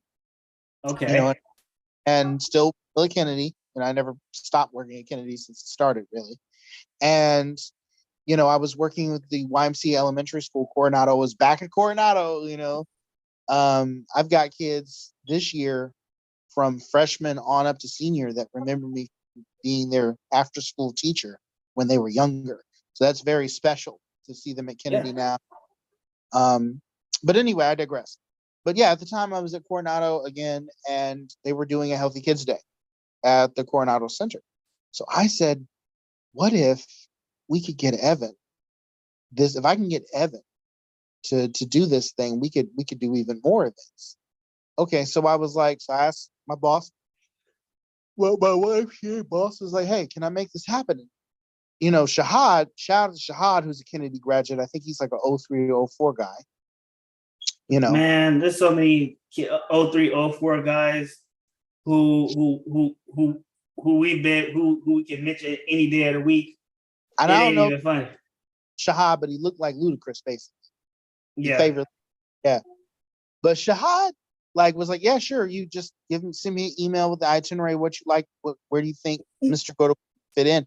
I was like, he could lead the kids in exercise and we could get interviews. The CEO at the time, who was about to retire, I think his name was Don, of YMCA, was going to be present. So we got to interview him. We interviewed Shahad. Yeah, I had my goddaughter out there with me, and she was shooting a bunch of B-roll because I taught her how to operate a camera. So we had 2 cameras going. So she shot a bunch of B-roll. I shot a bunch of B-roll. I shot all the interview pieces. I shot the main centerpiece. I don't remember if Phil edited that one or if I edited that episode. I want to say it was Phil, and I started editing a little later. But because we had this event under our belts and we were promoting it, Anselmo reached out to me and was like, can we get Mr. Go to Work to come out and do this thing? Can we get him to lead a group of our runners in stretching and some warm-ups? So I was like, I'll do you better, Anselmo. We'll do an episode. And then Evan went, I'll do even better. We'll do a commercial before we film the episode, and the commercial will come out a week before y'all have the event. So it all fell into place real nicely. And we've been rocking with Elmo and stuff ever since, at least until we stopped doing the Go to Work Fitness live show. Go to Work Fitness morphed into a podcast eventually, but initially it was more like a talk show. So, but yeah, and then we got Jasper on, and we interviewed Jasper. We had Filmo, Mike on, all these people, and like the way we started podcasting was, essentially Phil wanted to take a little bit of a break from shooting Go to Work, so we could many years, right? Mm-hmm. We go out and we film. We had linked up with this organization, this business that's like they're a center where you can rent space, like what's it called, rent a space, those kinds of places, where you can, all your storage and stuff, you can rent storage. Yeah, storage rental. But there's this storage rental space out in Richmond called the Richmond Art Storage Space Center, and they started holding like art exhibits and what have you. And at the time, they were thinking of having some film festivals in their place. And we had gone over there because like Evan had been invited to the screening of this short film that the city of Richmond was paying this director to make. And it's like the arts and culture division of the city was holding a contest for Richmond residents who were aspiring filmmakers. And that guy was like one of the top 3 winners or whatever. And so Evan was in that movie, and Evan was like, hey, let's go see this, right? So me and Phil were like, all right, we're going to support our homie. The director ends up no showing, right? But we end up seeing that they're hosting little mini film festivals on a regular basis, like almost monthly. And so I approached Iris, who at the time was the head of their marketing, and I asked, like, hey, I heard you're head of marketing. Like, we have a ton of short horror films working on a new season. Could we debut one of our new projects here? She was all like, oh yeah, absolutely. So we kind of started this working relationship with them. Okay. Doing stand-up comedy, and this guy named JD, who I'll get to shortly, hosting those. Evan started hosting live talent there. So we had like rappers and singers and comedians and musicians come through and perform, and we would show some of the Frosted Mini Fear stuff over there as well. So it started what looked like it was going to be a lucrative relationship between me, Phil, Evan, and this storage art space center, right? So something for all of our projects to flourish. And we were charging people at the door. I don't remember how much we were charging for entry, and then Phil and I were able to do a mini sort of a film festival during Halloween there with just Frosted Mini Fear stuff. And it was great. Never seen Phil. I think he was very proud about that. And so was I. You know what I mean? It was great to just go up there and talk about your craft and your love for it, friends supporting you and all that. But I digress. So no, it's not really a digression, it's the timeline. So during the midst of all of this, which was maybe like the year before the pandemic, as the pandemic starts to blow a little bit before then. And then at some point, Phil goes, let's shoot a music video for this season we're working on. Let's shoot a music video. And you're the only guy I know that raps, so how about your rap song? So then Phil gives me the idea. He says, well, because in the case of Frosted Mini Fears, it's a lot like I'm usually the Stan Lee to his Jack Kirby, in that he, like when we work together, he does for FMF, he'll do like a ton of the, Phil also writes and stuff too. But like when Okay. it's like I'll come up with the story beats and all that kind of stuff, and then we'll discuss he'll do that visually, and then he'll come up with the technical know-how and then the artistic, this is how we're going to shoot it. And sometimes it's the other way. Sometimes Phil's the big idea guy, and I end up fleshing out stuff a little further in the script. It evolves, but we make a great team. So he came up with the idea, what if it's like a song about the devil tempting people to do stuff? Okay. I go, that's brilliant. So I go and I search for a beat, and we're both looking at various beats, and then like, this one producer, shout out to Nobi from Inf Gang, who I've known since my Contra Costa college days. A producer out of the Inf Gang crew. You might have heard of Gmo Ski, who's also out of that camp.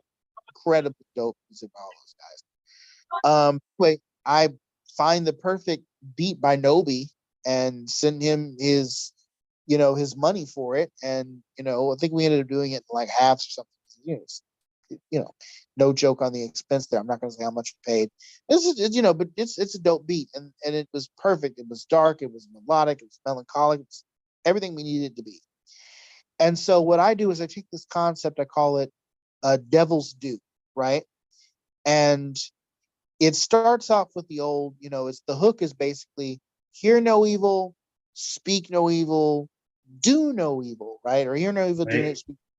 So as the story progresses, as the main character goes further and further into the darkness, the hook gets more sinister.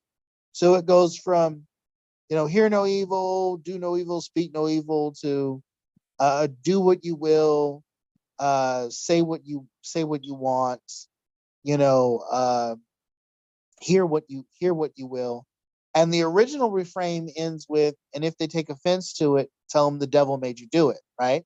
Right. You get to the third verse, the main character is committing his revenge Edgar Allan Poe style. And Oh, Lord, not the Raven. And the main character, well, the idea was that this guy gets robbed, on his way home from work.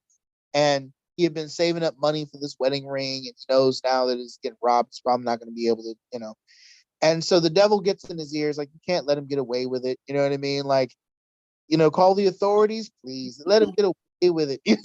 Like, just Oh, Lord. music video, I'm dressed in like this white suit. I've got a red shirt on. I've got like a red giant fedora. And I'm just like walking beside this guy. And the guy, this is the important part. We had Evan come out and play the robber. We wanted the producer to play the victim, or vice versa. Okay. But the producer was unavailable on the weekend that we scheduled. And he let us know ahead of time that he wouldn't be able to do it. So we called a mutual friend. That mutual friend turns Wasn't out me, no, it wasn't you. You weren't in obviously. but that mutual friend turned out was responsible for helping a good chunk of the guests that we had on Go to Work Fitness get on to Go to Work Fitness. That mutual friend was also throwing the stand-up comedian events over at the Bridge Art Storage Space Center that, before Evan started doing the overall, the overall talent show, and partnered with them on that. And so we said, well, let's call JD.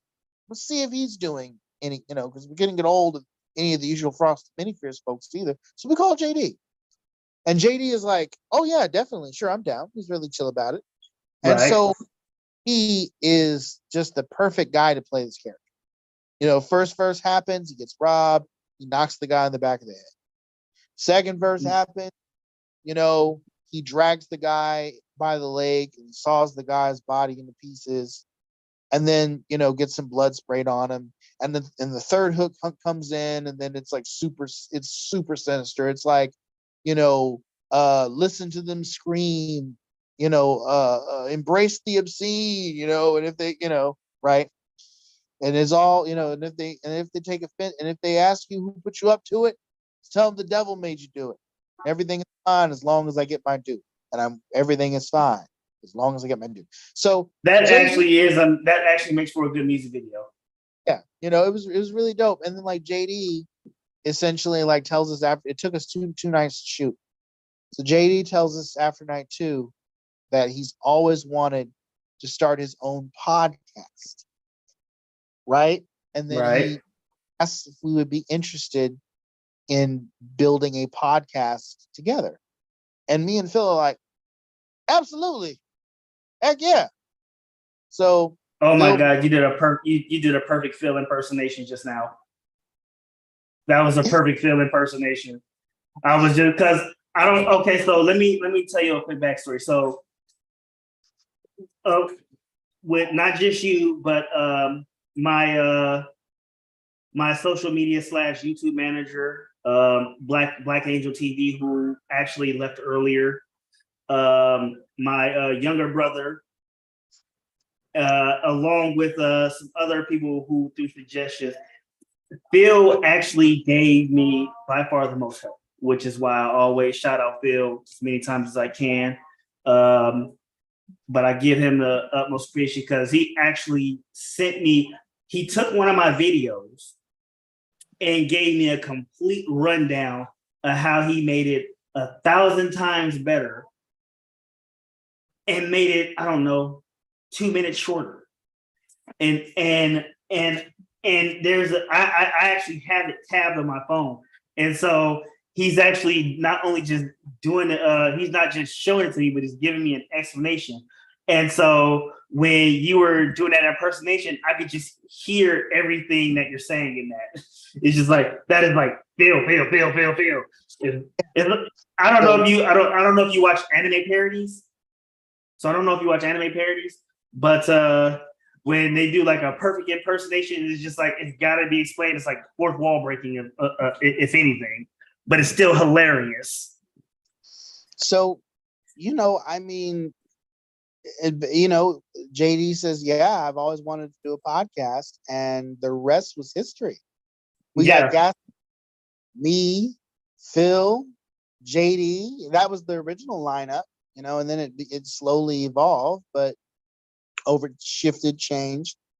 But like the most consistent has been like me, JD, and Phil. I think of the three of us, I've only missed like one episode, maybe 2. I feel like one day I had to take care of both of my grandparents because I had been during the pandemic. I took care of both of them. Yeah.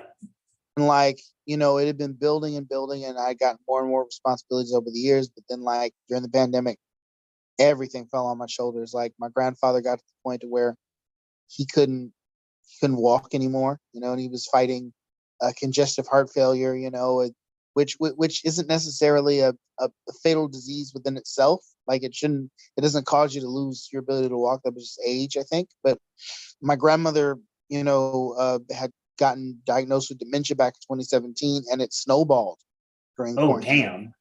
Like and you know what? The Lord knows what he's doing, because had that happened just a few months prior, I would have lost my job, because, they really needed all the care in the world. And they didn't want to go, Grandpa didn't want to go into a home because, they don't last too long in homes. And they don't. But there are other reasons why he didn't want to do it. So, and I respectfully, and Grandma, like, with Grandpa, I could work with it.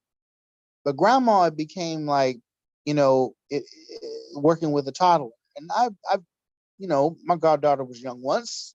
I remember, but it wasn't that difficult. At least with the toddler, you can kind of pick them up and lay them into their crib or something. You can't do that with a grown woman that's in her 80s. You know what I'm saying? Kind of hope that she'll listen to you eventually. And grandma, bless her heart, like I was doing everything. I had to coach her on how to wash her hands. You know what I'm saying? I cooked breakfast, lunch, and dinner.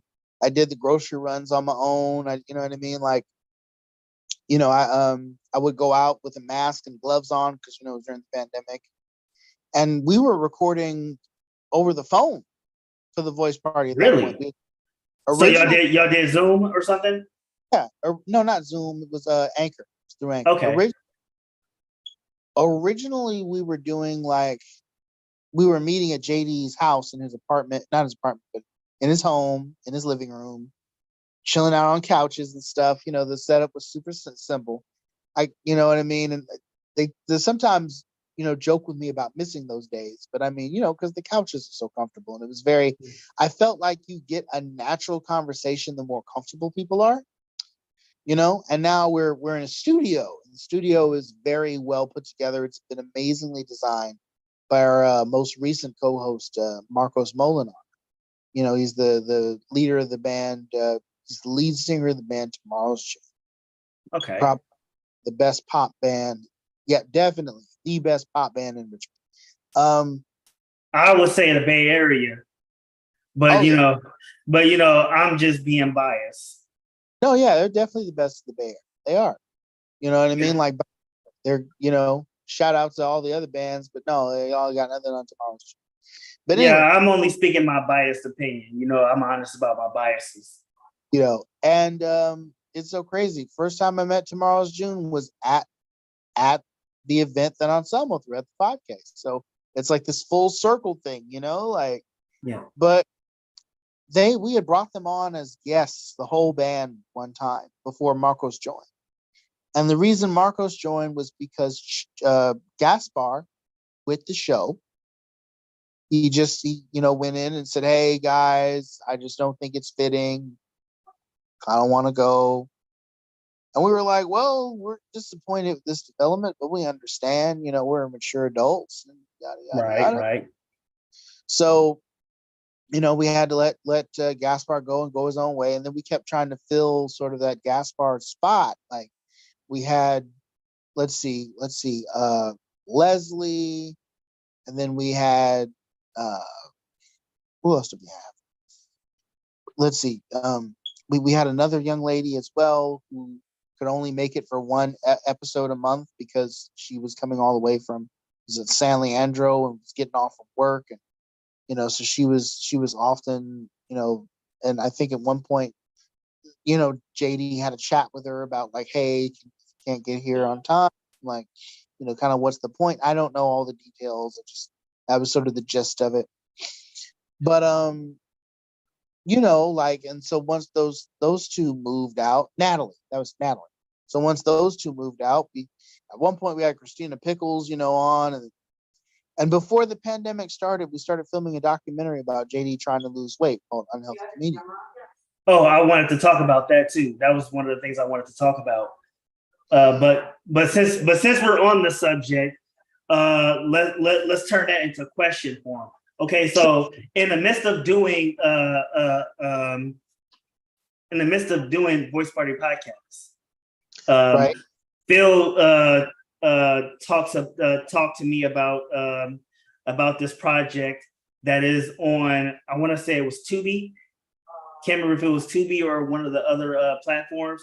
And he says Unhealth, and he was talking about this documentary he did, and I checked it out and I gave it a 5-star Rotten Tomatoes. And I was like, and I saw you in it, and I was like, oh my God, my boy's on Tubi. Hey! So what happened with that? And has it made any progress since? Oh man, dude. Okay, so Tubi, the first place it was Plex.tv.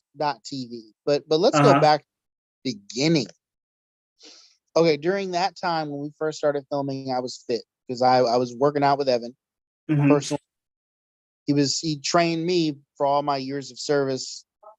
Help him produce the show. Basically, it was a trade off. Mhm.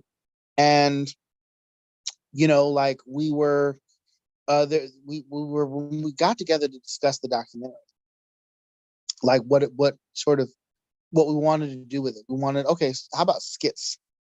How about we sort of do this narrative thing and we filmed some skits for the documentary, some scenes, some bits, and we came up with this through line. I really wanted the running gag to be like, you're not sticking to the diet, right? Because most Right. of the jokes involved like JD runs into Evan outside of a corner store somewhere. And he has like just bought some ice cream, and Evan snatches the ice cream bag out of his hand. He's like, you got to stick to the diet, right? You're off your Right. diet. You're not eating right, whatever. And then like the next bit, it's like JD is sitting on his couch, we came up with, and he's changing the channel. And each channel, it's like, you're not sticking to the diet. And the idea is that JD's eating unhealthy. And then like the third time, he's like in bed, and like, the alarm goes off, and he reaches for the alarm, and then Evan's hand tap. And he's like, you're not sticking to your diet because there's like a thing of like cheese fries or whatever that's next to the bed. So how's the diet coming? And the idea was that this got more and more ridiculous as time goes on. It's like a built gag. So we all had discussed this gag together. I don't remember whose initial idea it was to do it that way. I feel like it was all our idea, and I'm saying that only because I'm like, I'm the writer. Got to get my writing credit in there. We were all just sort of talking it out. So but I used to, this was years ago. I used to remember whose concept that was, and I don't. But I do remember that my line was essentially like, you're not sticking to your diet. And then somehow it just got changed to like they preferred, like Phil and JD, or maybe Phil preferred or JD preferred, you're not sticking to the training. But Okay. I kind of was like, well, he's not really like, most of the gags involve food though, and any personal trainer will tell you that exercise is a nice extra buff, but really what's going to get you through is what you eat. You can't Yeah. outrun a bat. You know what I'm saying? But Yeah. whatever. Like it doesn't matter. It still turned out like to be a great gag and escalation, which was really cool. And then I got to like not just be in it and be interviewed, but I also play like one of the characters chasing after, or being chased by Evan in one scene. And Evan takes off the mask to reveal he's the killer, and shoot this.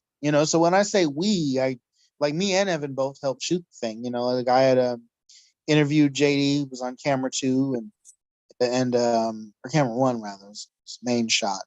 And then I also like got the last bit of the documentary too after the pandemic. Here's the scoop for you. Hit me. So usually when you film documentaries, you film them until until you feel like you've developed a natural story, a good place to cut it. Well, where do you think where do you think that may or may not be? Because I mean, a documentary, when you put it into perspective, some can go on forever.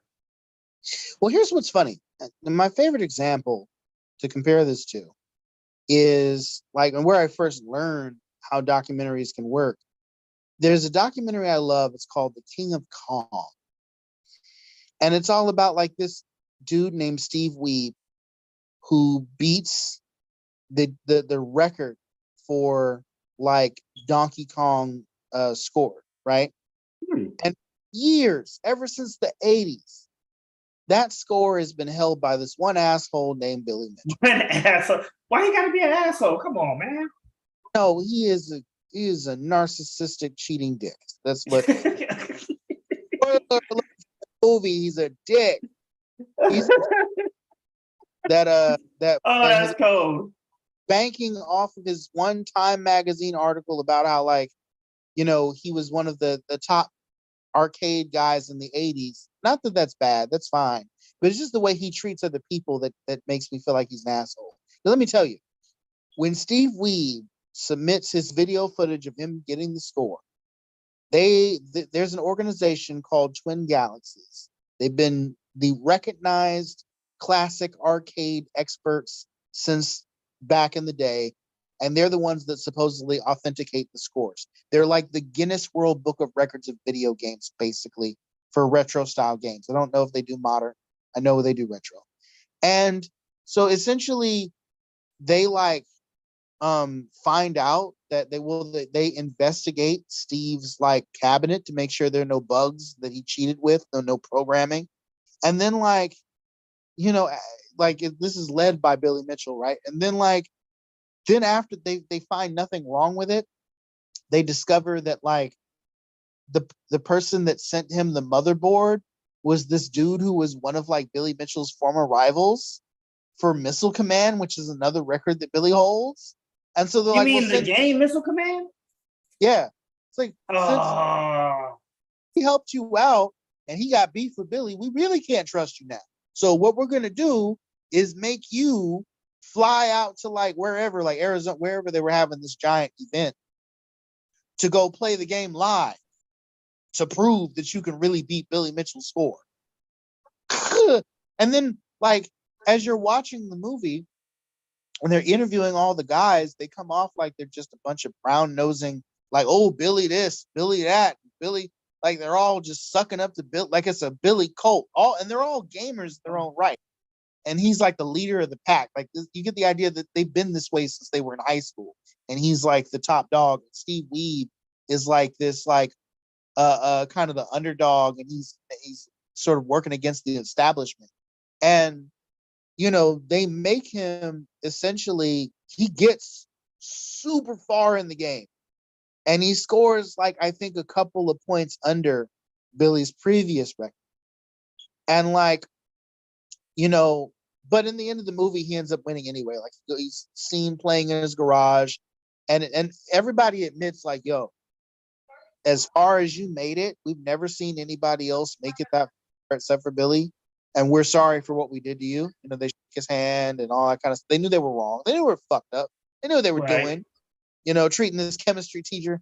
These grown ass men picking on this chemistry teacher, man. It's weird. But in the special the special features for the DVD, the filmmaker explains that they were actually following 4 or 5 different stories during the time that they were filming King of Kong. There was an elderly lady that's featured in the documentary, and her whole bit is that Billy Mitchell had this, one of the nice things he does, I guess, to not look like a total dick, but he did something incredibly nice and seemingly out of character. He loans this elderly lady in her 80s, 70s, a Qbert machine so that she can beat the world record for Qbert, that arcade game. And then there was another guy who was trying to go for a Joust score after he had a previous hiccup or something. So they were thinking that one of these stories, or possibly Steve Weeb's, would have been what they focused on, because what they do is they keep filming until there's a clear narrative, there's a clear winner or loser. But then they slowly start to realize, as they're covering this whole thing, they're no, Steve Weeby's the one. He's the one. He's going through the most bullshit to overcome, the most obstacles to overcome. So it was yeah, it's you. Wait, so is Joust Joust is the old Atari game, right? Yeah, but they also have an arcade Joust. And it's as well, yeah. From the 80s. Yep. So yeah, man, it's crazy. But anyway, I said all to say that yes, sometimes you don't know exactly how your film's gonna end because you're filming reality and you're just waiting until you feel like you have a story that you can cut out of the reality that you filmed. Okay. Even the most realistic documentary is still going to have some kind of narrative in there. It's not going to be made up, but they definitely cut some parts, snip some parts here and there to make it, more of a narrative, to make it more of a story, as it were. So with this, the original plan was for JD to succeed at losing weight. But as you know, from what you've seen on our podcast, he does not It did not go so well. But And the now, way- so okay, sorry to cut you off, but I have to say this because you and Phil are my best, right? And I took the time out to actually watch this documentary. I actually became emotionally invested in this journey, and so when I watch the Voice Party podcast, when I watch what Phil posts on YouTube, because I don't have any of the other platforms in which podcasts are done on. I only use YouTube, and that's why I only watch it on YouTube. And I see him on there. I'm like, dude, he's much larger than he was from the documentary itself. And so, me personally, I have a personal concern for JD, and I don't even know him. I don't know him, but I do have a concern. Well, you know what? He's fighting a battle. I think everybody that, because I picked up weight myself, and I'm fighting it too. Me too. A lot of people, for a lot of people who don't have high metabolisms, like my grandpa Jew had a huge metabolism. He's skinny as a rail, could eat, probably 6 hens in one setting and be fine. I'm not blessed with that. I've got my father's genes running through me, and my father is fat as well. Not to say that I'm genetically predisposed to be just plain old fat, but that just means I have to work a little harder. And it can be harder, especially when, you work in the environment I work at. Like, I work at a school, and the donuts be just there. Right. And it's all willpower, and then it's not just that. It's also socially, right? You're out with your friends offer you a piece of candy. You don't want to be, your coworker offers you a piece of candy, and you don't want to be rude. And plus, you like candy too. There's this thing where, when I was really committed to losing the weight the first time, when I lost a ton, right? I would politely smile and take the candy and put it in my pocket, not even bother with it. Right. That's definitely me to a T. I don't even eat candy anymore. One of my coworkers, when I was working at Sylvan for a few years, one of my coworkers at Sylvan would often give out cookies for almost any holiday that was approaching or just passed. Like, "Ooh, 4th of July, everybody, here's some cookies." I would smile, I'd say thank you, and then I'd on my way home, I'd give the cookies to the nearest homeless man I could find, because I'm trying to sugar off my body. And then after my grandfather died in 21, I just was like, oh, I forgot how good this tastes. Feel good. Okay. Now I'm not doing stuff like, I've seen other people do things where they're drinking like 3 Cokes a day or whatever. You know what I mean? Like, I'm not on that hype. This is the only sugar I've had today. This is all the sugar I've had today. And, so I'm not on that hype. I'm thankful I'm not there. But I do need I have signed up for some Muay Thai classes. So that's the thing. So because I discovered that I really like the concept of not just, I enjoyed exercising the first time around when I lost weight, but my favorite part was the boxing section. Yeah. And the Muay Thai gym is like right around the corner from my house, down the way. So it's so it's convenient. And the other thing is, it's like I'm learning a new skill. Why not? Definitely. And an important one too, especially when it comes to self-defense. Well, I've heard friend's judo master had once said to the class, the most important thing you're going to learn in this class is how to run out without needing a break. Yeah.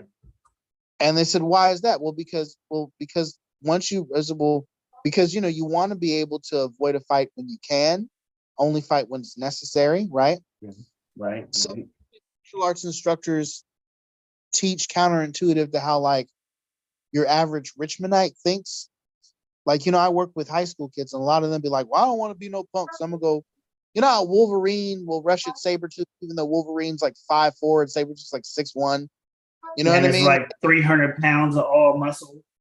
You know what I'm saying? Like, so it's that energy. It's that I don't want to be no punk. I'm mad. I'm you ain't got no adamantium claws. Calm down, boy.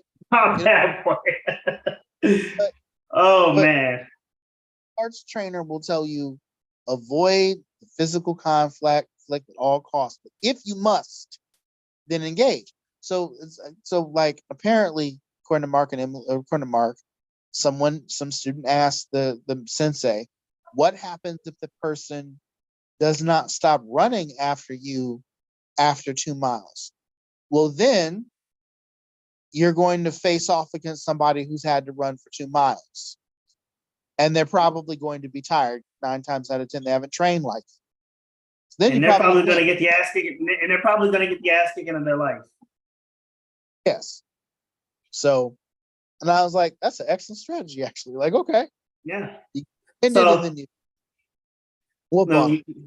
yeah. Yeah. So last thing before we head out, because, as everybody know, as all of my hatters know, I'm broke and I got to go get this money. Now, I got to sober up first because I just had a can of Mike's Harder lemonade. Well, pineapple, mandarins, blah, blah, blah. Anyway, so last thing before I head out, aside from Phil, is there anybody else you want to give some special shout outs to? Oh, man. Let it rip. Shout out to the whole Frosted Mini Fierce team. Efren, Angela, Shad, Carlos, the whole anybody that ever, even the folk, Sal, who was there before me, anybody who ever like just came on for a one-off episode, know you are. Thank you very much. Shout out to Evan. You know what I'm saying? Like, for just working together we do a podcast called Go to Work Fitness that drops every week. So that's available everywhere but here. I don't know why he won't put it on YouTube, but it is what it is. I'm trying to talk him to Selmo for like all these, so for keeping me in the loop this way, and glad we're still friends. I'm glad we were able to do some good and be on a unified front together, man. Love you. Shout out to the whole Onslaught crew, even though we're not all like crew anymore. Y'all always gonna be family in my heart, except for you, Sean. You gotta let that go. Oh my goodness. And then like, shout out to JD and the whole voice party, to Corday, to Marcos, like all of you. Just you make it so easy to come into work, and do this 5-hour plus. We're gonna get together tomorrow and record, and it's y'all. It's working with a solid team you can depend on. You camaraderie and the friendship and all that wonderful. I love you guys. Shout out to my games group, even though it's not a business or we haven't twitched or anything. I love y'all. Y'all are just great friends. You know what I mean? I just gotta, man. I'm really blessed having known all these folks. Right. Yeah. So we're gonna call it a day here. Again, shout out to the city of Richmond. Shout out to Voice Party Podcast. And Selmo, if you're watching this, I'm gonna get a hold of you eventually. Shout out to a special shout out to Phil. Love you to death, man. I told him about this. I don't know if he was one of the people that dropped a like in here. Shout out to IOT Video, all the folks at Voice Party Podcast, and a special shout out to Joaquin Lascano, one of my closest dudes. I love you, man. Thanks for your time. Thank you so much for your time, brother. I really appreciate it. Thank you for having. Yeah, so everybody, y'all enjoy the rest of y'all Saturday night. And like I say, as always, kindness is free, and I'm cheap as fuck. Stay mad, my hatters. Y'all have a good night. Sure. Peace. All right. Peace and love, y'all. Peace and love. Peace and love, all of y'all. Hold on, where's this damn thing at? I gotta do the thing.